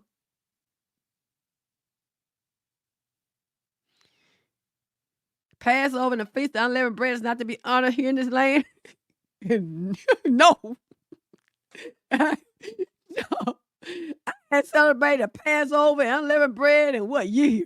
I found out and opened my eyes up. I stopped doing it. My mother said it too. And a lot of people don't even know this. People who always want to proclaim to be followers of Morah Alicia, he taught the same thing. Go listen to some of his messages. I don't understand how people want to be proteges of Morah Alicia, and he taught that you can't keep the laws, those not laws, the holy days over here. He taught it. I don't understand how folks get up there and proud and say they learned under him. They were taught under him, studied under him. But you up there keeping the holy day over here. And the creator specifically said in the land. And some people want to try to imitate it and get upset when you don't celebrate it. I can see if you're doing a memorial just to keep it in your memory. But show me what Daniel did. That's why I want to know what woke me up. I'm like, well, let me read and hear the whole book. I started reading all these books and stuff when they was in exile to see if anybody did it. The credit know it's going to come up later on. I'm like, did anybody do it? I didn't see it. And I read the book several times. I sure did. And my email had said years. She said, I stopped keeping the stuff a long time ago. Morah Alicia had even said, you can't keep the holy days over here. And I listened to some of his messages, and he sure did say it. I heard that myself. He said it.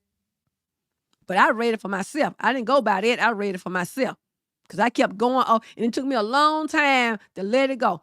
Because I kept on saying, wait a minute. But I even saw the light a long time ago, but I kept on doing it anyway. That's why I said, nope, if I'm doing something the Most High said, don't do it, that's breaking the law. So I stopped doing it. So no.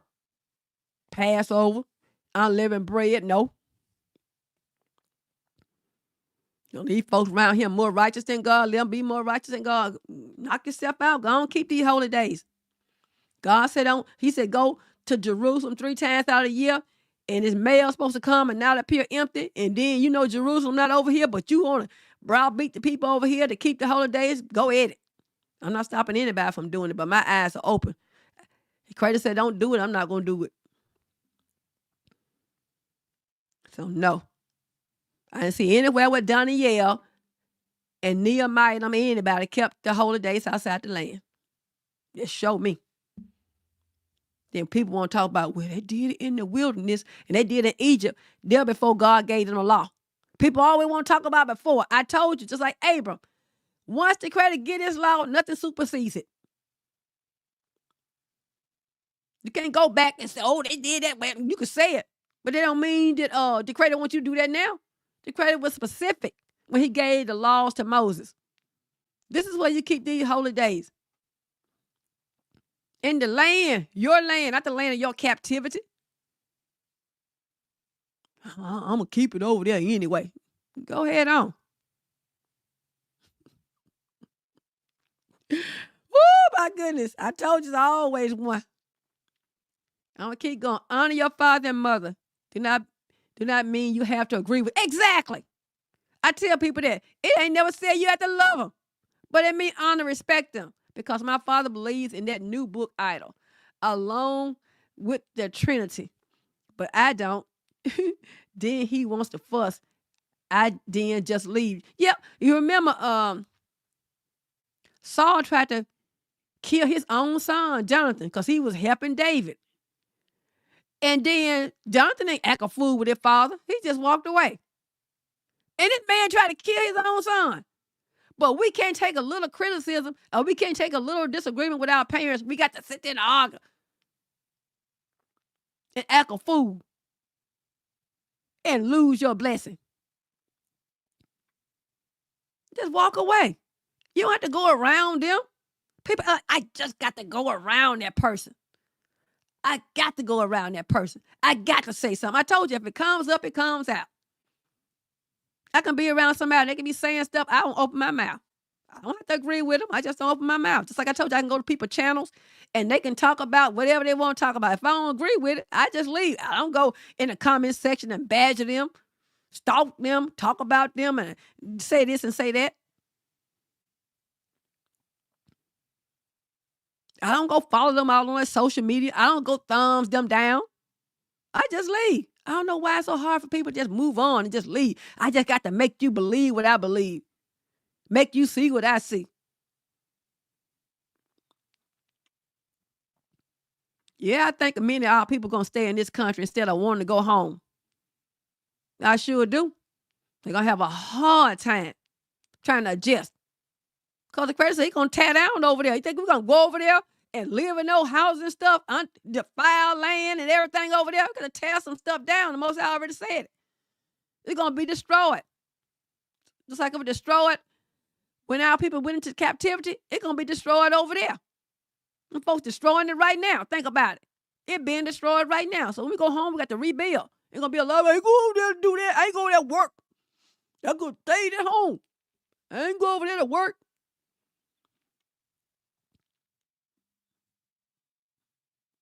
People like they scared of work, especially working for themselves.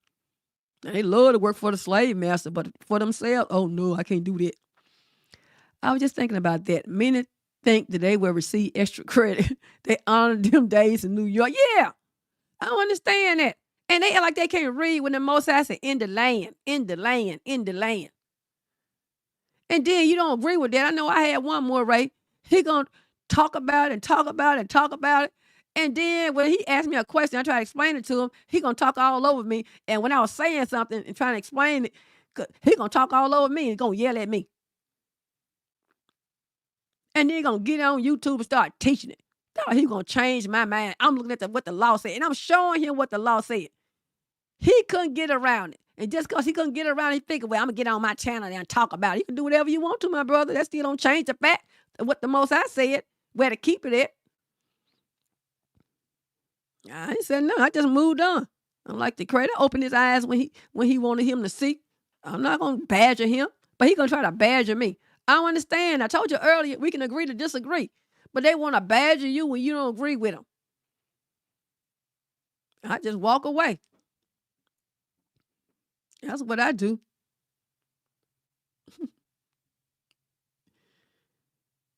Somebody say, Yeshua who?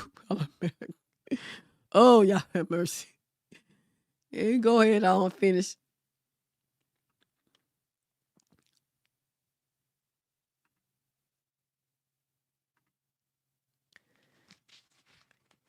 And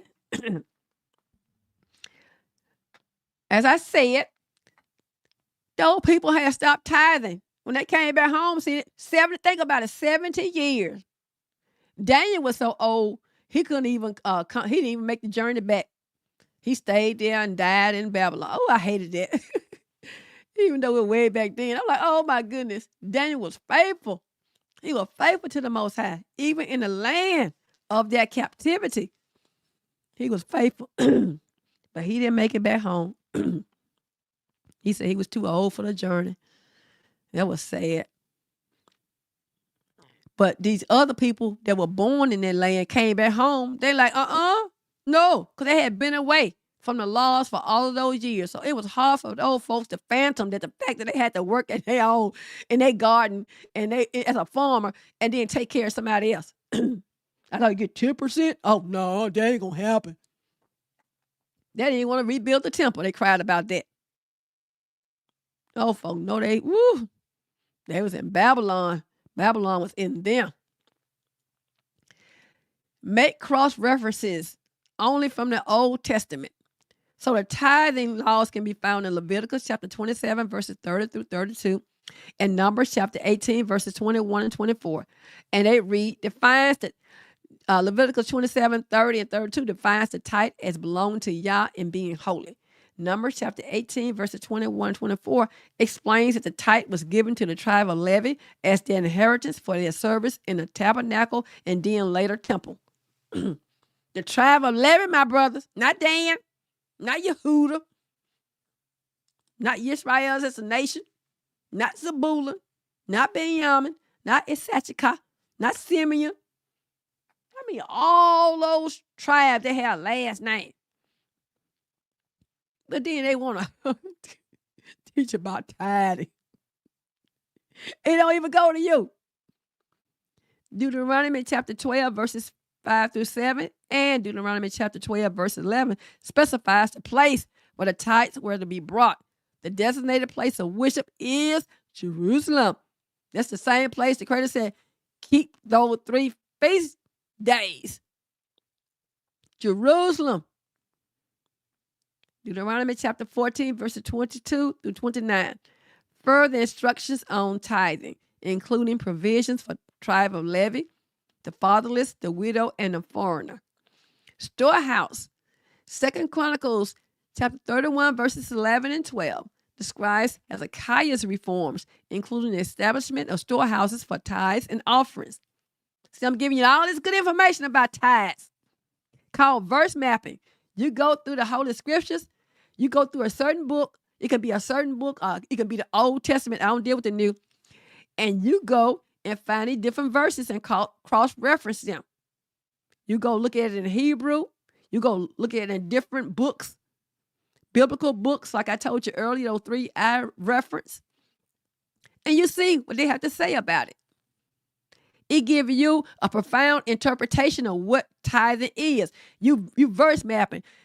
Tithing is a spot on the map. You get all these other scriptures and all these other books to build on it. It's mapping and making a map.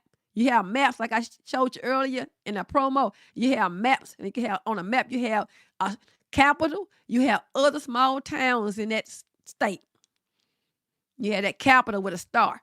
So tithing is the star. And you get all these other verses that go around. The other verses represent these little towns and stuff. And tithing represents the capital. That's how verse mapping works. You take a word and you always look at that word in Hebrew, because the Holy Scriptures were written in Hebrew. So you go to the Hebrew, and that's how you get your understanding of what tithing really means. So that's why I took my time with it. And last week I was going to teach about it, but I wanted to go ahead and do this. So on top of that, my voice was in, and I had lost my voice. So Nehemiah chapter 10, verse 38 and 39, and Nehemiah chapter 13, verses 4 through 13 details the accounts of Nehemiah's efforts to ensure that the tithes were brought to the storehouses and properly distributed to the tribe of Levi. Storehouses in Jerusalem. That's where the storehouses were, in Jerusalem. The annual tithes, rather. The third year tithe, which is triennial tithe, they were locally in each other's town. Blessing for obedience, found in Deuteronomy chapter 28, verses 1 through 14. It outlines the blessings that will come upon Israel for obedience to God's commands. Although these verses are broader than just tithing, it establishes the principle of blessing for obedience. Proverbs chapter 3, verses 9 and 10. Honor Yah with your wealth, with the first fruits of all your crops. Then your barns will be filled to overflowing, and your vats will brim over with new wine. This connects honoring God with material possessions to material prosperity. Testing God in a positive sense of putting his promises to the test through obedience. While there are warnings against testing God in the sense of doubting his power or demanding signs, as in Deuteronomy 6 and 16, this verse in Malachi presents a unique situation where God invites the people to prove him through obedience concerning the tithe. There isn't a direct parallel in the way it is phrased. However, the concept of obedience being rewarded is prevalent. Applied to the original audience. We're going to talk about who it applied to. It applied to the people that was post-exilic community of Israel. Just came out of Babylon. The original audience that this message was for was the post-exilic community of Israel who just left Babylonian captivity. Not all, but the people who left, because most of them stayed. They were struggling financially and spiritually. God was challenging them to return to faithful obedience in tithing, promising that this act of obedience will lead to abundant blessings. I have to tell them, you go ahead and do that. Come on, commit back to obeying the law. Told you they've been away from the law for 70 years. Now they over there in captivity and come back. But we over here, we supposed to be keeping all these laws of tithing. You see what I'm talking about, Israel? That's why the credit was on them. They came back. They didn't want to do it. They in the law. I mean, not law. They in the land now. And the credit said, you got to return it back to tithing now. Back to keeping the laws. I know you've been away because of your hard-headedness, and I put you over there. But you back now. You're supposed to be better. They came back to people worse. No, we had a maid over there. I ain't come back to work hard over here and then take care of a grown man. Shoot, I don't know what y'all were doing. Why would y'all do that, though? Take care of somebody grown. They can work themselves. Ain't no wrong with them. They ain't handicapped or nothing. Them folks didn't want to work. They didn't want to take care of folks. They didn't want to tithe off of their crops and the land and the livestock. They didn't want to do it. So imagine they talking about some money. And these people talking about money these days. Them folks didn't want to tithe off of the land. They didn't want to give up those crops and livestock. 10%. Folks said, no. Key insights from a Tanakh perspective. Tithing was a fundamental part of the covenant relationship. It was not merely a financial obligation, but an act of worship. Because it wasn't a financial obligation. That's why I put it in there. Act of worship and recognition of God's ownership of everything. The storehouse ensured proper provision for those serving God. The tribe of Levi depended on the tithes for their livelihood, enabling them to focus on their temple duties. And that's why I tell you about these brothers now, working a 5-day week job and then trying to teach on the Sabbath day or on Friday, on the 6th day. Make that make sense. The Creator said it in order. You cannot work teaching his people. He wants you to fully be devoted and dedicated to him. You don't have time to be working, then teaching. And that's why these brothers are lacking. Trying to teach and work. And then go study. Too tired to really focus. And then put together a lesson. And then half teach the people, misteach the people. No understanding, leading to his own understanding. A misunderstanding, all out of order. So Malachi chapter 3, verse 10. The summary is God's blessing is connected to obedience. While not a guarantee of material wealth in every instance, it shows a principle that obedience aligns us with God's purposes, which leads to spiritual and often material blessing. By focusing solely on these scriptures, we see the deep roots of this concept in the covenant relationship between God and Israel. It emphasizes the importance of obedience, provision for those serving God, and the principle of blessing following faithfulness. That's what the tithing is about, Israel.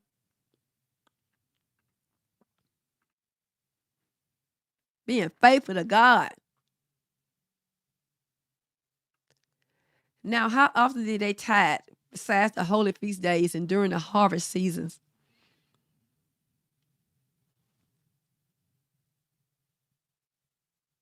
They tithe from when they grew stuff. They only can tithe from the land if they grew, had an increase. No increase, no tithes. So I don't know if they were growing stuff not 24/7. All year round, because you can grow certain things in wintertime. Well, because it's only 2 seasons, winter and summer. So it depends on the growing season there.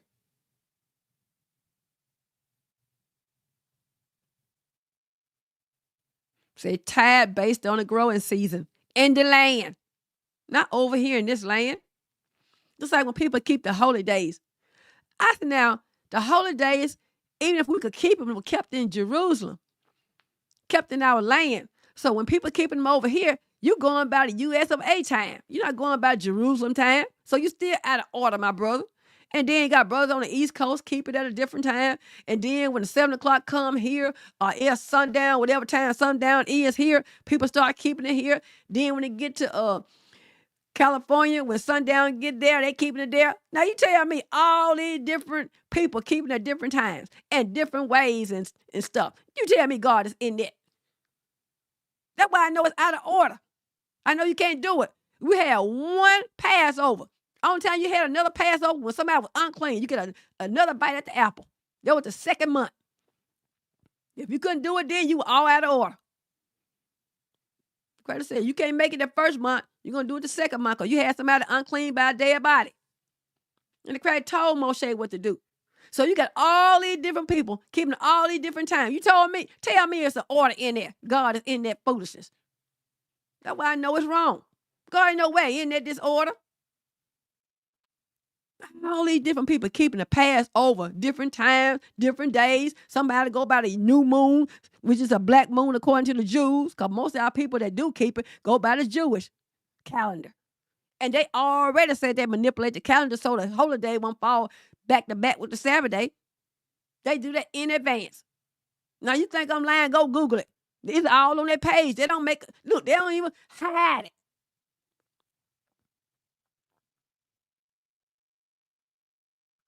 I mean, they don't even hide it.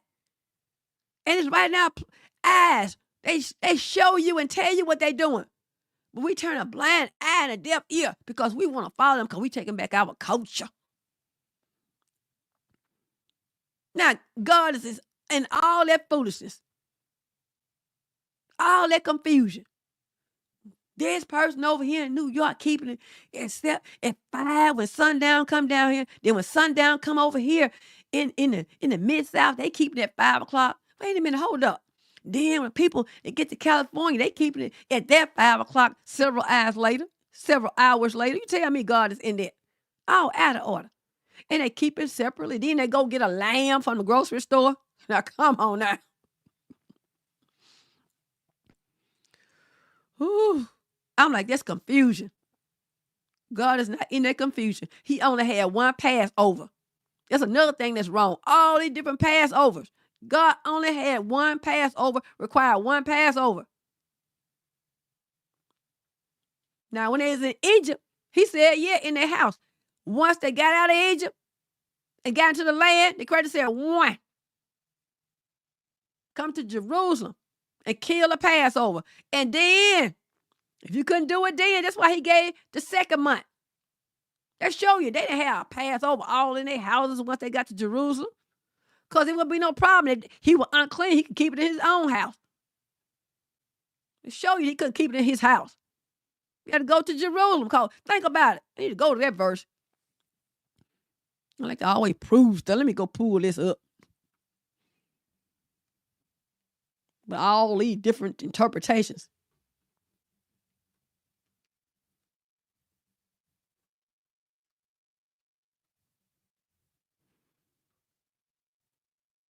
Let me see.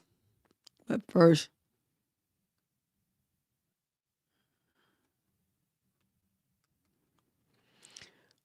Okay.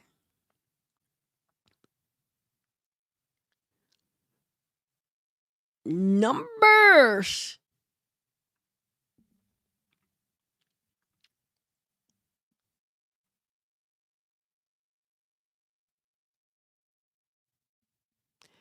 Numbers, let me pull it up. Numbers chapter 9, starting at the first verse. I think I can go ahead and do this. I might go to the Septuagint instead of that right there. I think I will go to this one.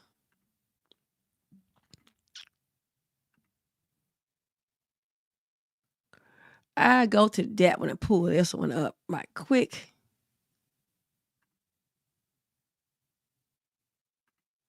I like to show what I'm talking about.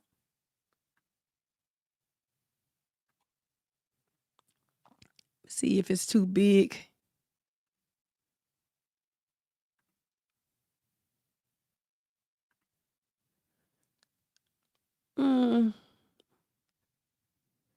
I need to make it bigger because I can't see it.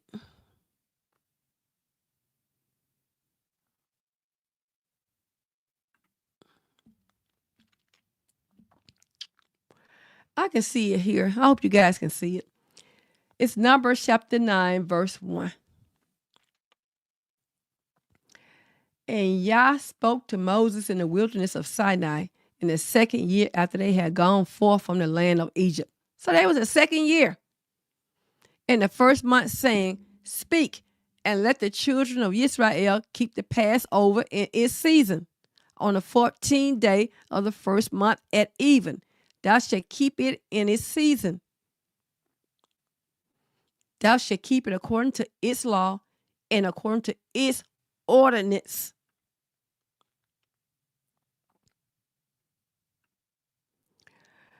And Moshe ordered the children of Israel to sacrifice the Passover on the 14th day of the first month in the wilderness of Sinai, as Yah appointed Moses, so the children of Israel did. I'm going to go back to the other one because I want you guys to see it because it's not looking that big.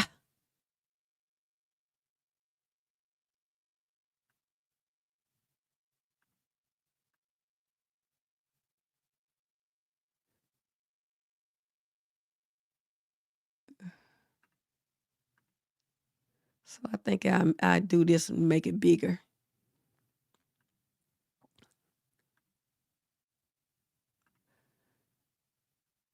Okay, I got it. Here, I can do this one.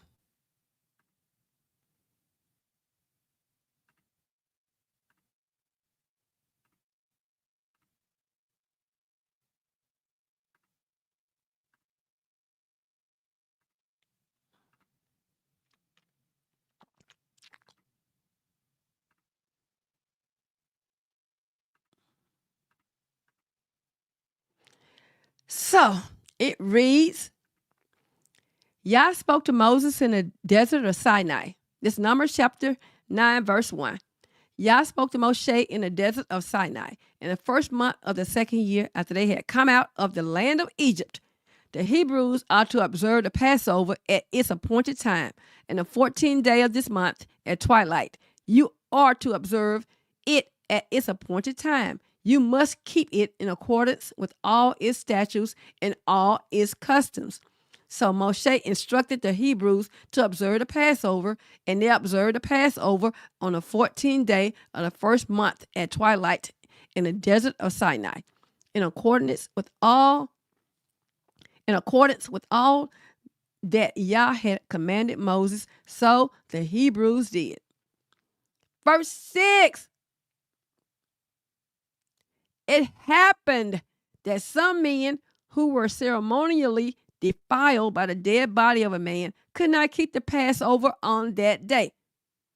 Now, why couldn't he keep it in his tent? If they weren't required to come together and keep it together, he could have kept it separately, like they did in Egypt. You know, people love to bring what they did in Egypt. In Egypt, they had it in their own home because they was in another land. That's why they had it in their home in Egypt. They were in another land. So they could not keep the Passover on that day. I mean, think about it. They could have stayed in their tent and kept it. Nope. They had to be together. They had to be a congregational coming together of keeping the Passover. One Passover. Not no 2, 3, 4. New York keeping this time. Ohio keeping this time. Mississippi keeping that time. In California come, then Arizona and all that. Okay, come on. So they came before Moshe and before Aaron on that day. And those men said to Moshe, we are ceremonially defiled by the dead body of a man.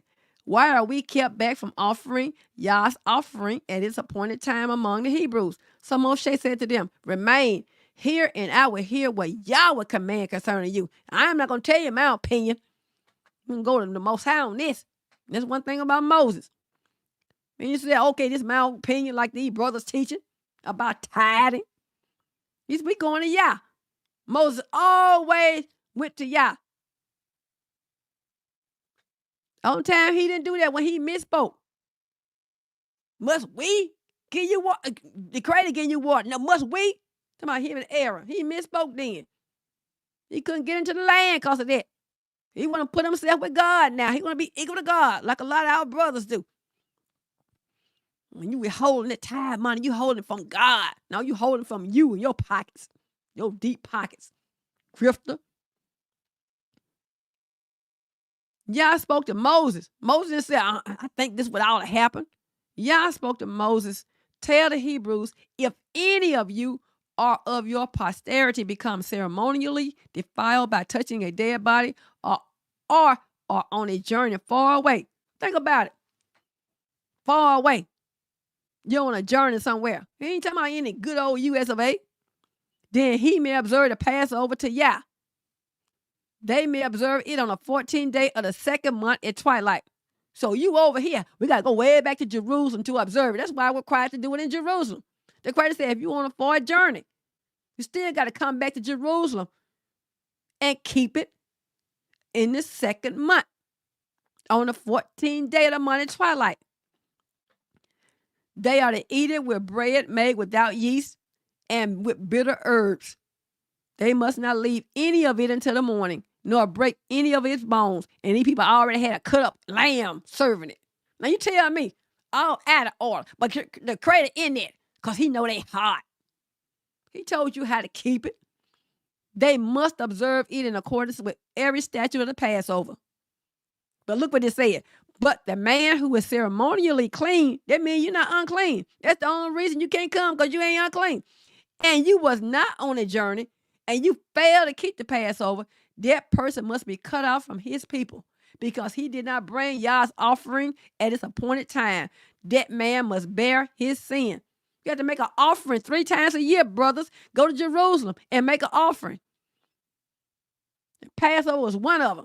That's why I told you. All out of order. But just because they heart is in the right place, or so-called, they breaking the laws of God when they keeping it. And the Creator specifically said in Jerusalem, where he placed his name. Now you on a far journey. The Creator said you still got to come back and keep it. If a resident foreigner lives among you and wants to keep the Passover to Yah, he must do so according to the statute of the Passover. Now, how he going to live among you over here in his land? You the foreigner over here. See, I told you, they don't make sense. They act like they can't see this stuff and read. He must do so according to the statute of the Passover and according to its custom, not his own custom. Come in, you follow the Jews. The Creator never said let another nation come in and you follow that nation. You must have the same statute for the resident foreigner and for the one who was born in the land. See that? In the land. Land-based. Tell me. Now, I can read. I don't know what's going on. These brothers act like they can't read. Oh, out of order. The Creator said never to keep that stuff over here.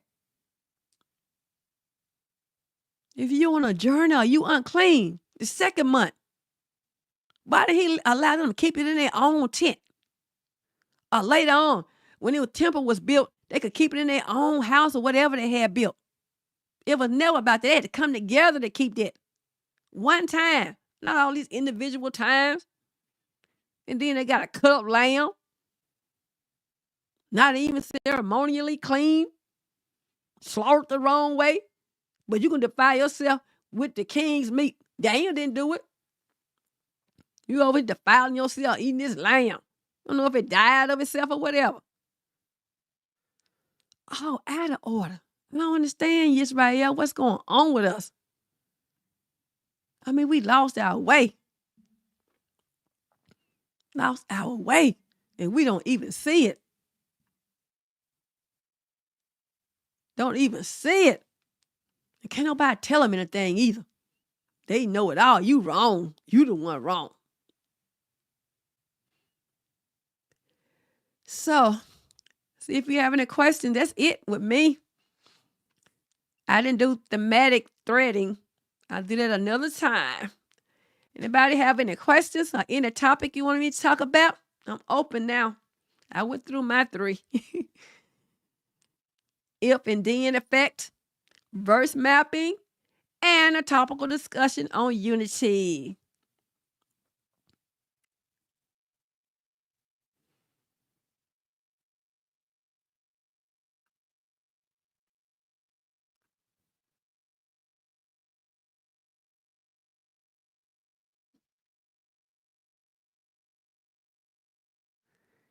You have anything you want to talk about, Jonathan Evans? The floor is open.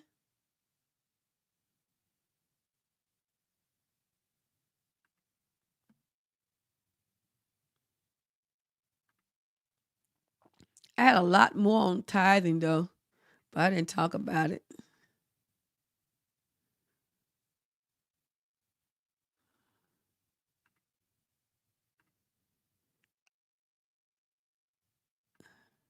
Are you going to leave those links down?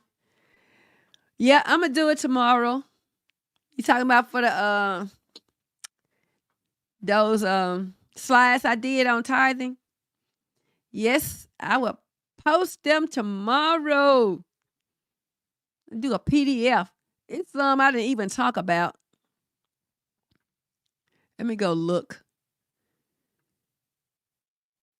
I had some I didn't even talk about because the lesson was getting a little bit too long. I didn't know it was that long. But let me look.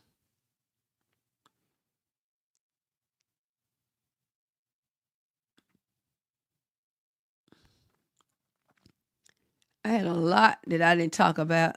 Let me see.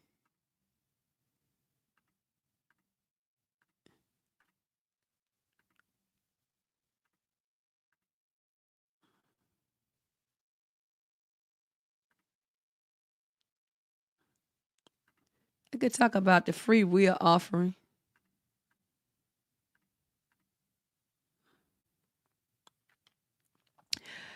I'm going to talk about the key differences with tithing offerings and free will offerings. Talk about the key differences. I didn't talk about that.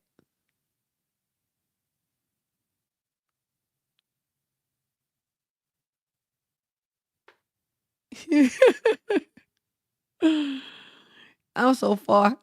I have to write the lesson. Always turn out longer, but it's very interesting. Yep. It turned out longer for me. I'm like, oh my goodness. I had to go in and trim it down.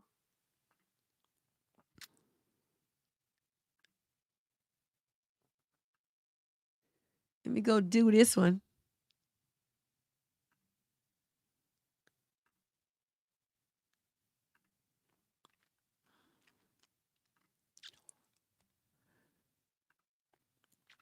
The key differences summarized. Understanding these distinctions give a much wiser understanding of the teachings on giving. It shows that giving was not just about fulfilling a moral obligation, but also about expressing a heart of gratitude and devotion to God. So the type, you have tithes, which are mandatory. The percentage is 10%. Primary use, support of Levites and needy.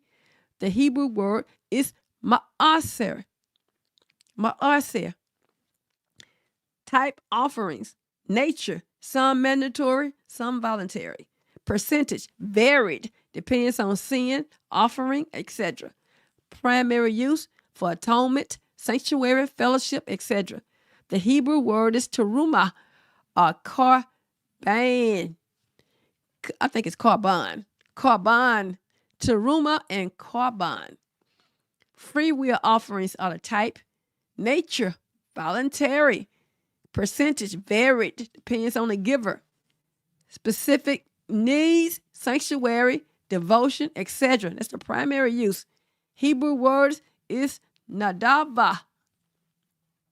Nadava.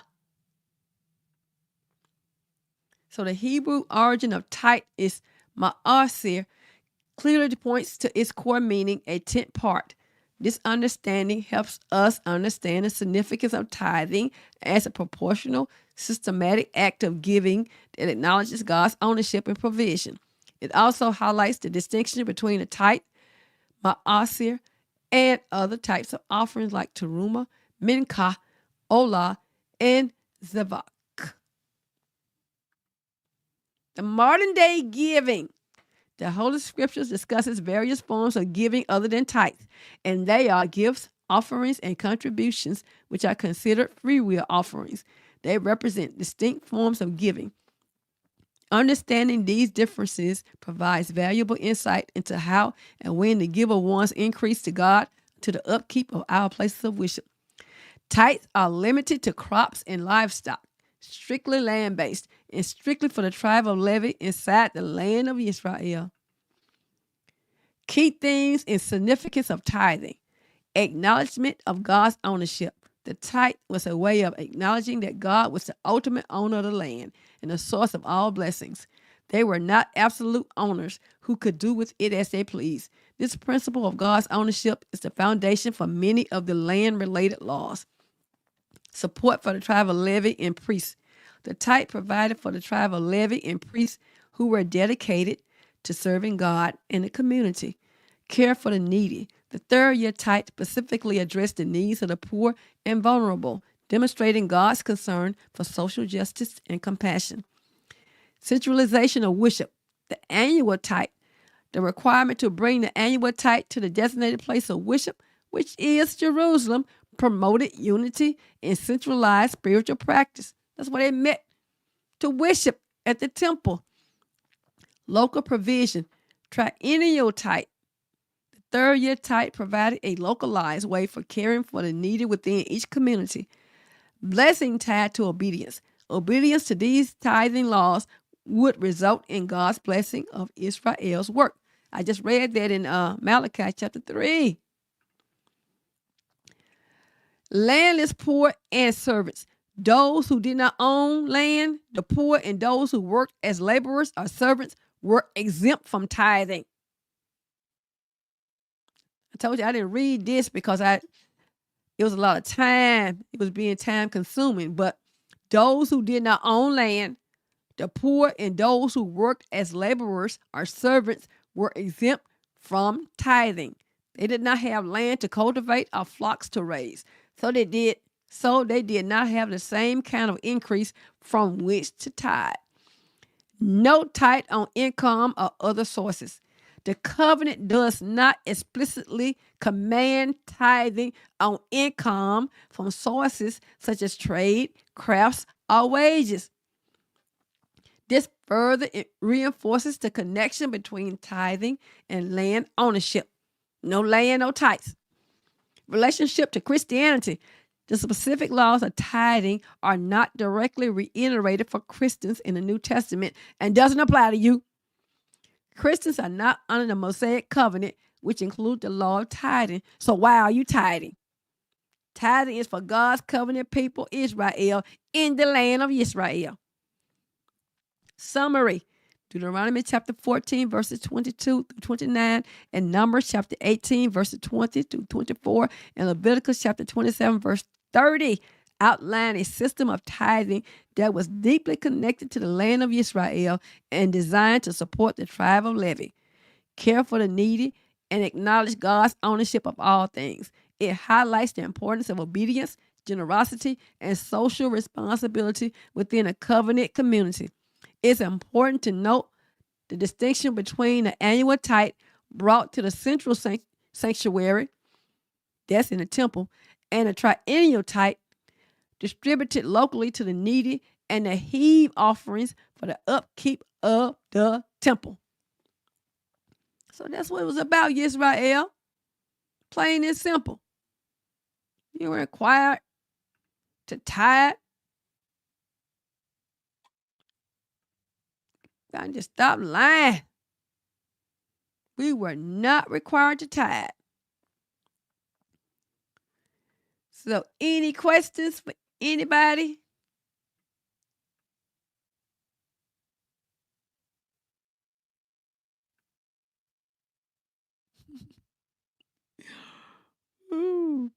I mean, restricted to the land of Israel. And they over here lying. The Creator was specific about how the poor was taken care of, to be taken care of. Specific.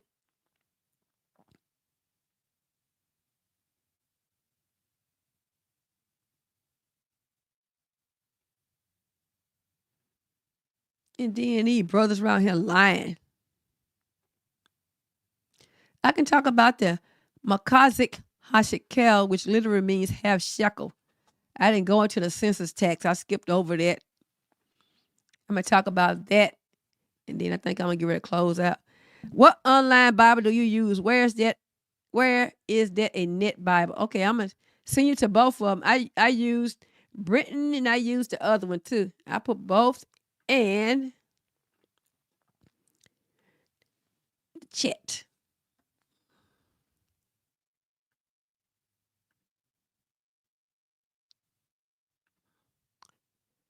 And you get the next one. The next one is the net Bible. It has different translations. I used the Hebrew. It has several different translations. So you can just hit Bibles and it'll show you all the different Bibles. I'm gonna put you up and show you right quick. Add it to the stage and show you.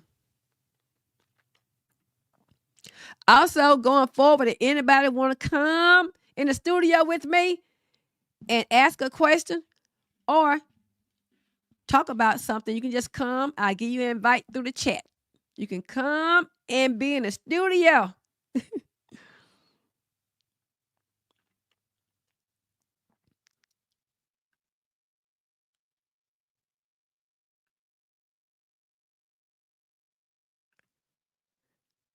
Let me get off of here.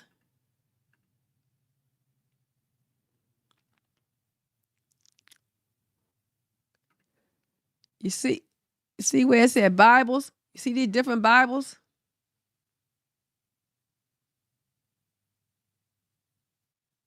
It had those different Bibles plus the Hebrew.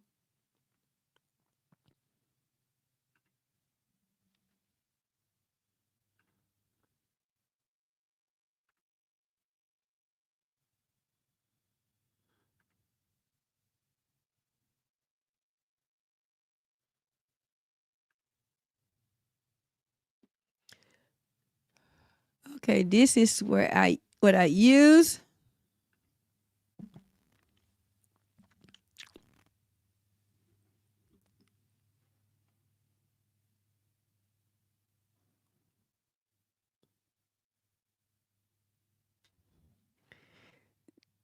Net Bible.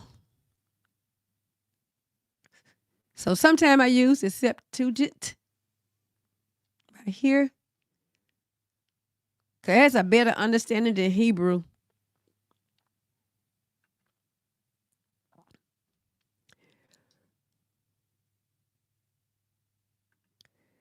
But if you don't have any other questions, I'm going to get ready to close out. If you have some more questions, you can ask. You can freely ask. If not, I'm going to close out.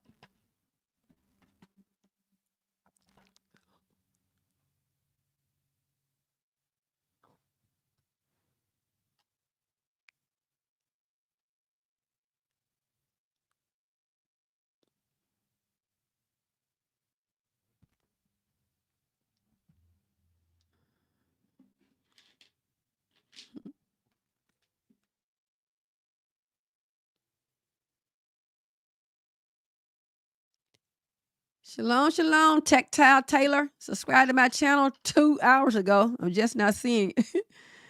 Tactile Taylor. Subscribe to your channel 2 hours ago. Shalom, shalom, and welcome to the Truth Seekers. Toda Rabah for joining. Well, if anybody, no one else have any questions, no comments, I'm going to get ready to end this broadcast. And I will see you guys next week when I talk about the covenant, a prelude to the divorce, the covenant of marriage. And when you break it through a divorce, we're going to talk about that coming up too. It was good. That camera woman be hanging in there. What camera woman?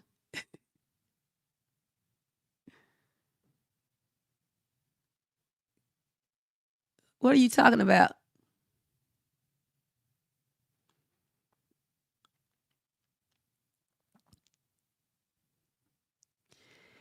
If you have a suggestion for next week verse mapping, you can submit it Also for topical discussion or for thematic threading. I enjoyed it.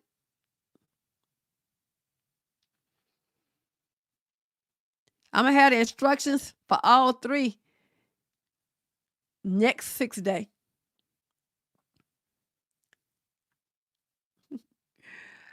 Okay, then. No other questions or comments? I enjoy hanging out with you guys after hours Bible chat. Talking or rather listening. I don't mind talking, explaining anything dealing with the Holy Scriptures. I want to enlighten you guys to show you in the Holy Scripture what it says, not what Morah Bahtshevah says.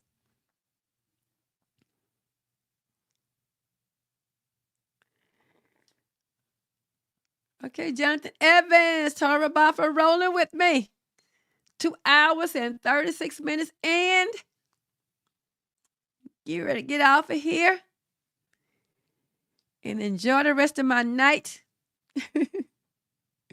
I need to grab something to eat. No, nobody. She was on here. Chantel B. Yeah, she left off. She left off here over an hour ago. But no, I filmed this myself. I'm a one-person show most of the time. I'm a one-person show doing everything behind the scenes just about, leading up to here. But she helped me out once I get here.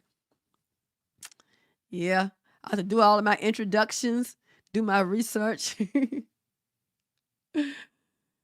do my announcements. I have to have that fresh every week. Do my lessons, put them on the slides. I have to do my blog posts. I need to do the other channel. I'm doing the 10 Commandments tomorrow for the other channel, God of the Hebrews. I'm doing 3 commandments so I can get caught up. 3 commandments on the Sabbath day. I'm doing them in Hebrew. I might come on that channel and start just teaching in Hebrew, reading the commandments in Hebrew. I have to see. But I have some plans for that channel, though. I just been busy trying to get these topics out that's most important. People need to know. And I have been working on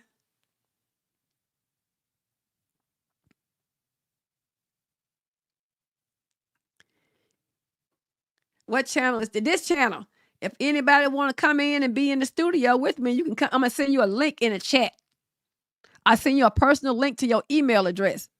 So I don't mind someone coming on and explaining your point or asking a question. Just be respectful. Don't come in using no foul language. So no, I don't mind sending a link, an invite link to come in and be at the studio. Chat it up in the studio. You can ask a question or come in, explain. Maybe you want to explain how you were taught or explain your interpretation of a verse.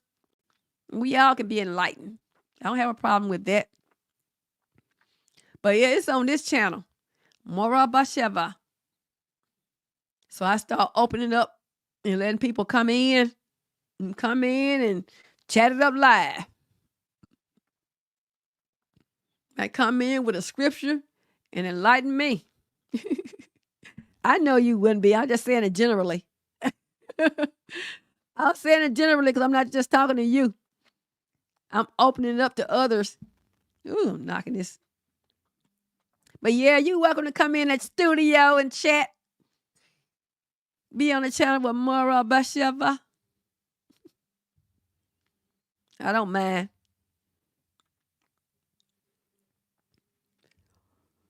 You have any questions? Tomorrow, I'm doing God of the Hebrews tomorrow, but I'm just it's gonna be pre-recorded. I'm doing the 2nd, 3rd, and 4th commandment in Hebrew, but I'm not doing it live. I'm doing it in Hebrew because I'm behind. I've been working on slides and I've been, like I said, my voice was in and out, so I've been trying to rest, drinking a lot of soup, hot soup. But yeah, tomorrow I will post on the other channel, God of the Hebrews. I will post the second, third, and fourth commandments in Hebrew. And then on this channel, in verse mapping, I would do the commandments in Hebrew as well.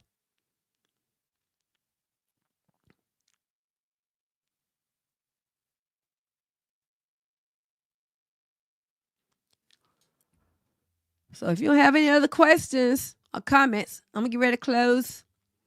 Go get me some hot soup, I guess. Go get something.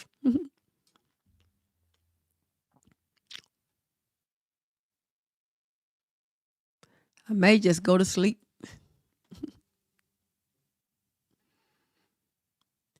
Thanks for rolling with me. 2 hours and 41 minutes in, Jonathan.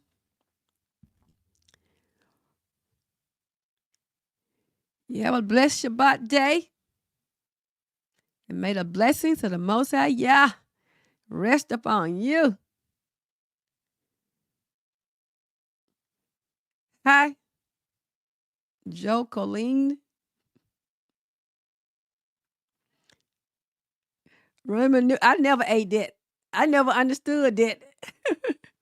That stuff full of salt and stuff. I never did. I don't like Asian food. It's just me. But I never understood how people ate that. They talk about a lot of college students eat that. I'm like, I never ate that. I never ate that. Someone tried to get me to get some vegan ones one time, and I tried to taste the vegan one. It was made vegan by a company. I didn't like it. I'm like, nope.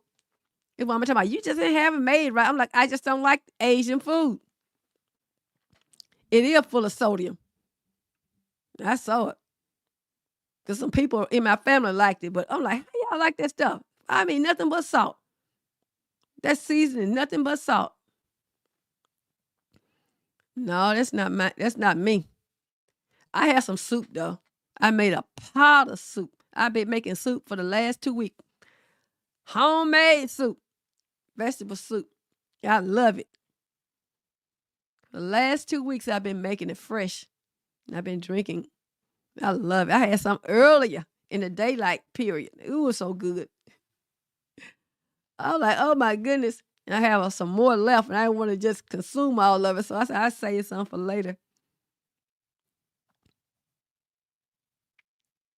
So what are you going to do tomorrow on a Sabbath day?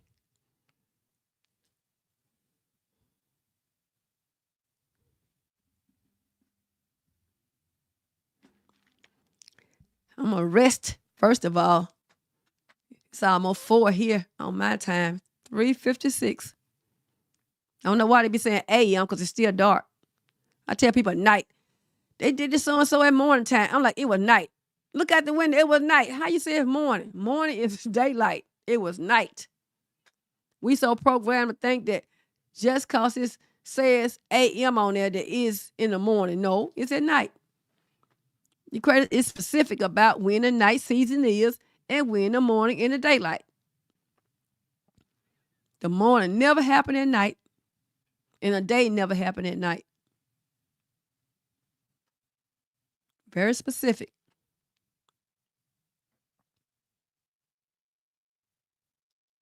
You had any other questions, comments?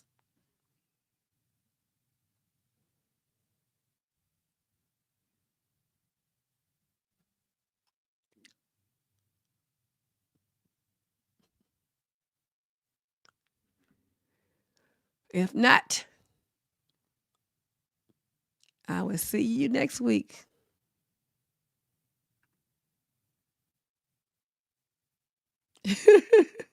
That's what you do on a Sabbath day. You search 7 different Sabbaths. I tend to put up about this woman, Isha had on his post, on his channel.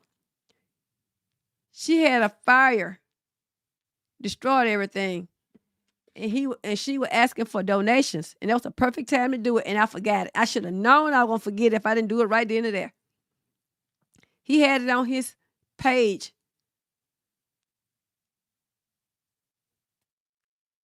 About donating. I might see can I find it right quick and then post it in my chat. Let me go look and see.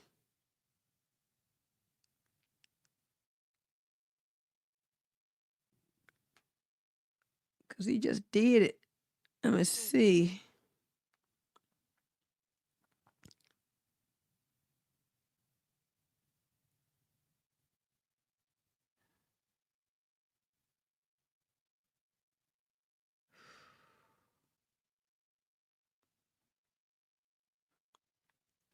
I don't know.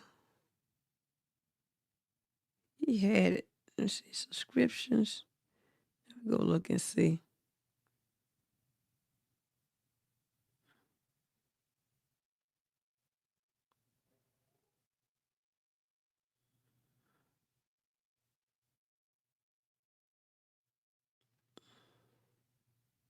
Here it is right here.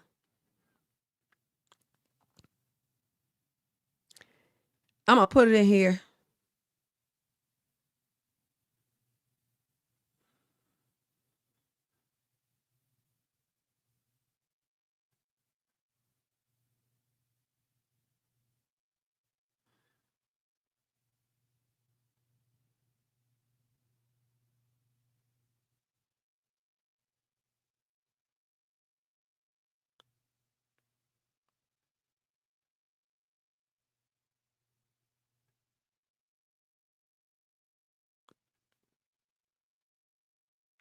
I'm going to do it this way. Then I'm going to post it. Let me trim it first. And I'll put it in the chat.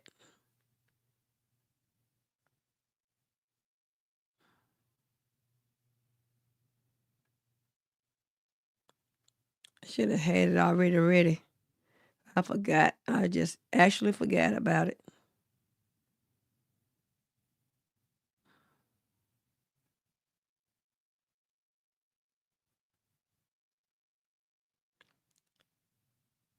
So anybody?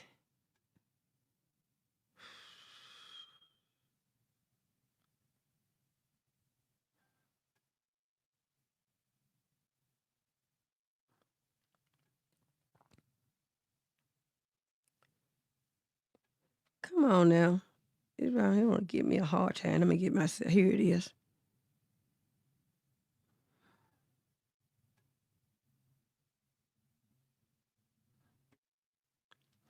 Now here I get ready to post it.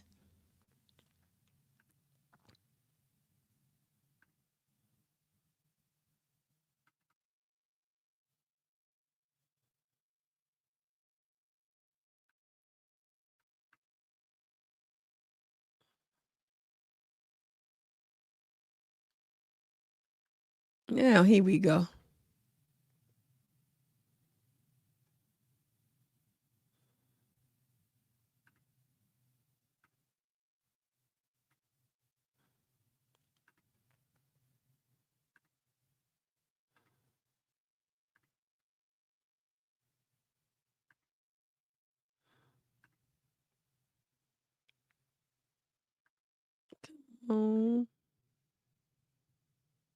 Then I'm gonna get ready to get out of here.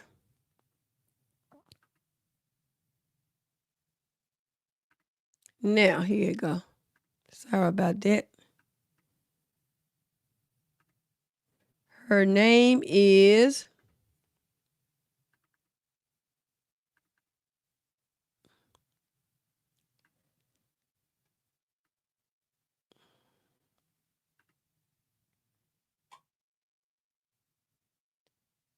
Sister something.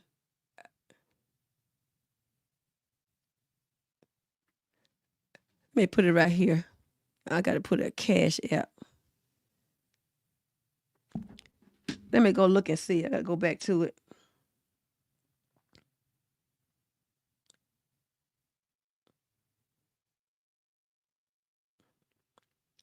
Her cash app is. Ooh, I should have did this. She got a GoFundMe too. Oh my goodness, I should have opened it up.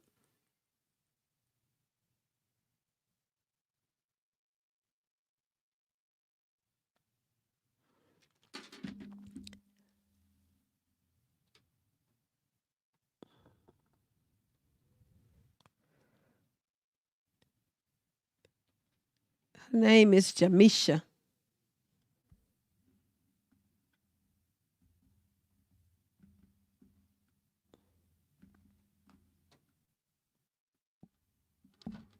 I don't know. I can't. It's I put $sign. I'm gonna go and put it right here.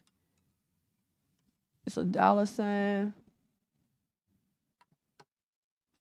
$,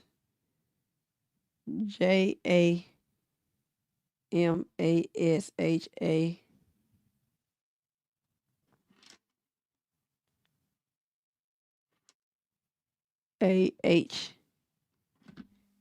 AHARDY.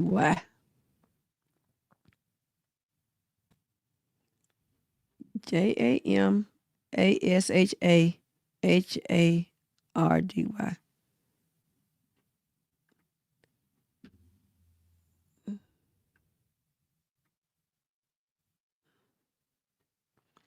She got a GoFundMe. Let me see. Oh my goodness. Let me see what that name of that one is.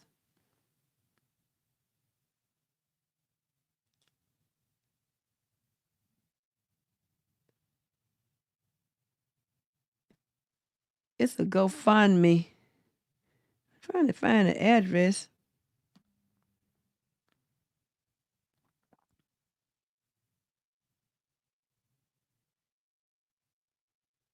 She raised $4,310 on GoFundMe. But her name is Jamisha on GoFundMe.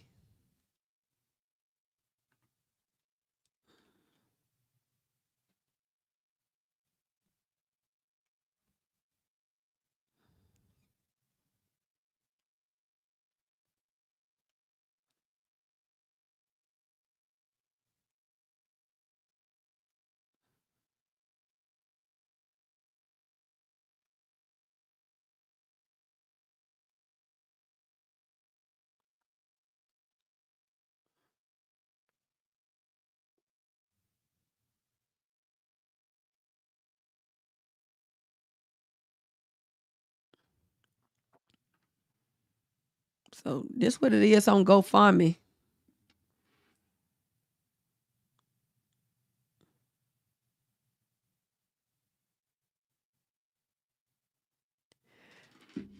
Okay, with that said, I'm gonna get ready to get out and close out.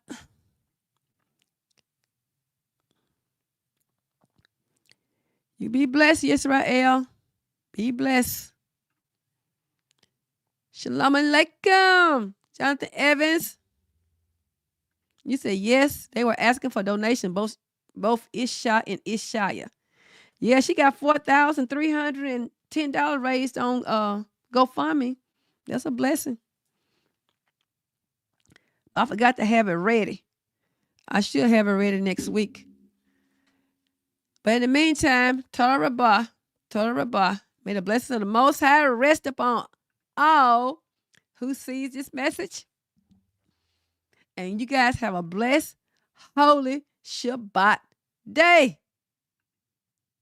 All blessings. Hallelujah.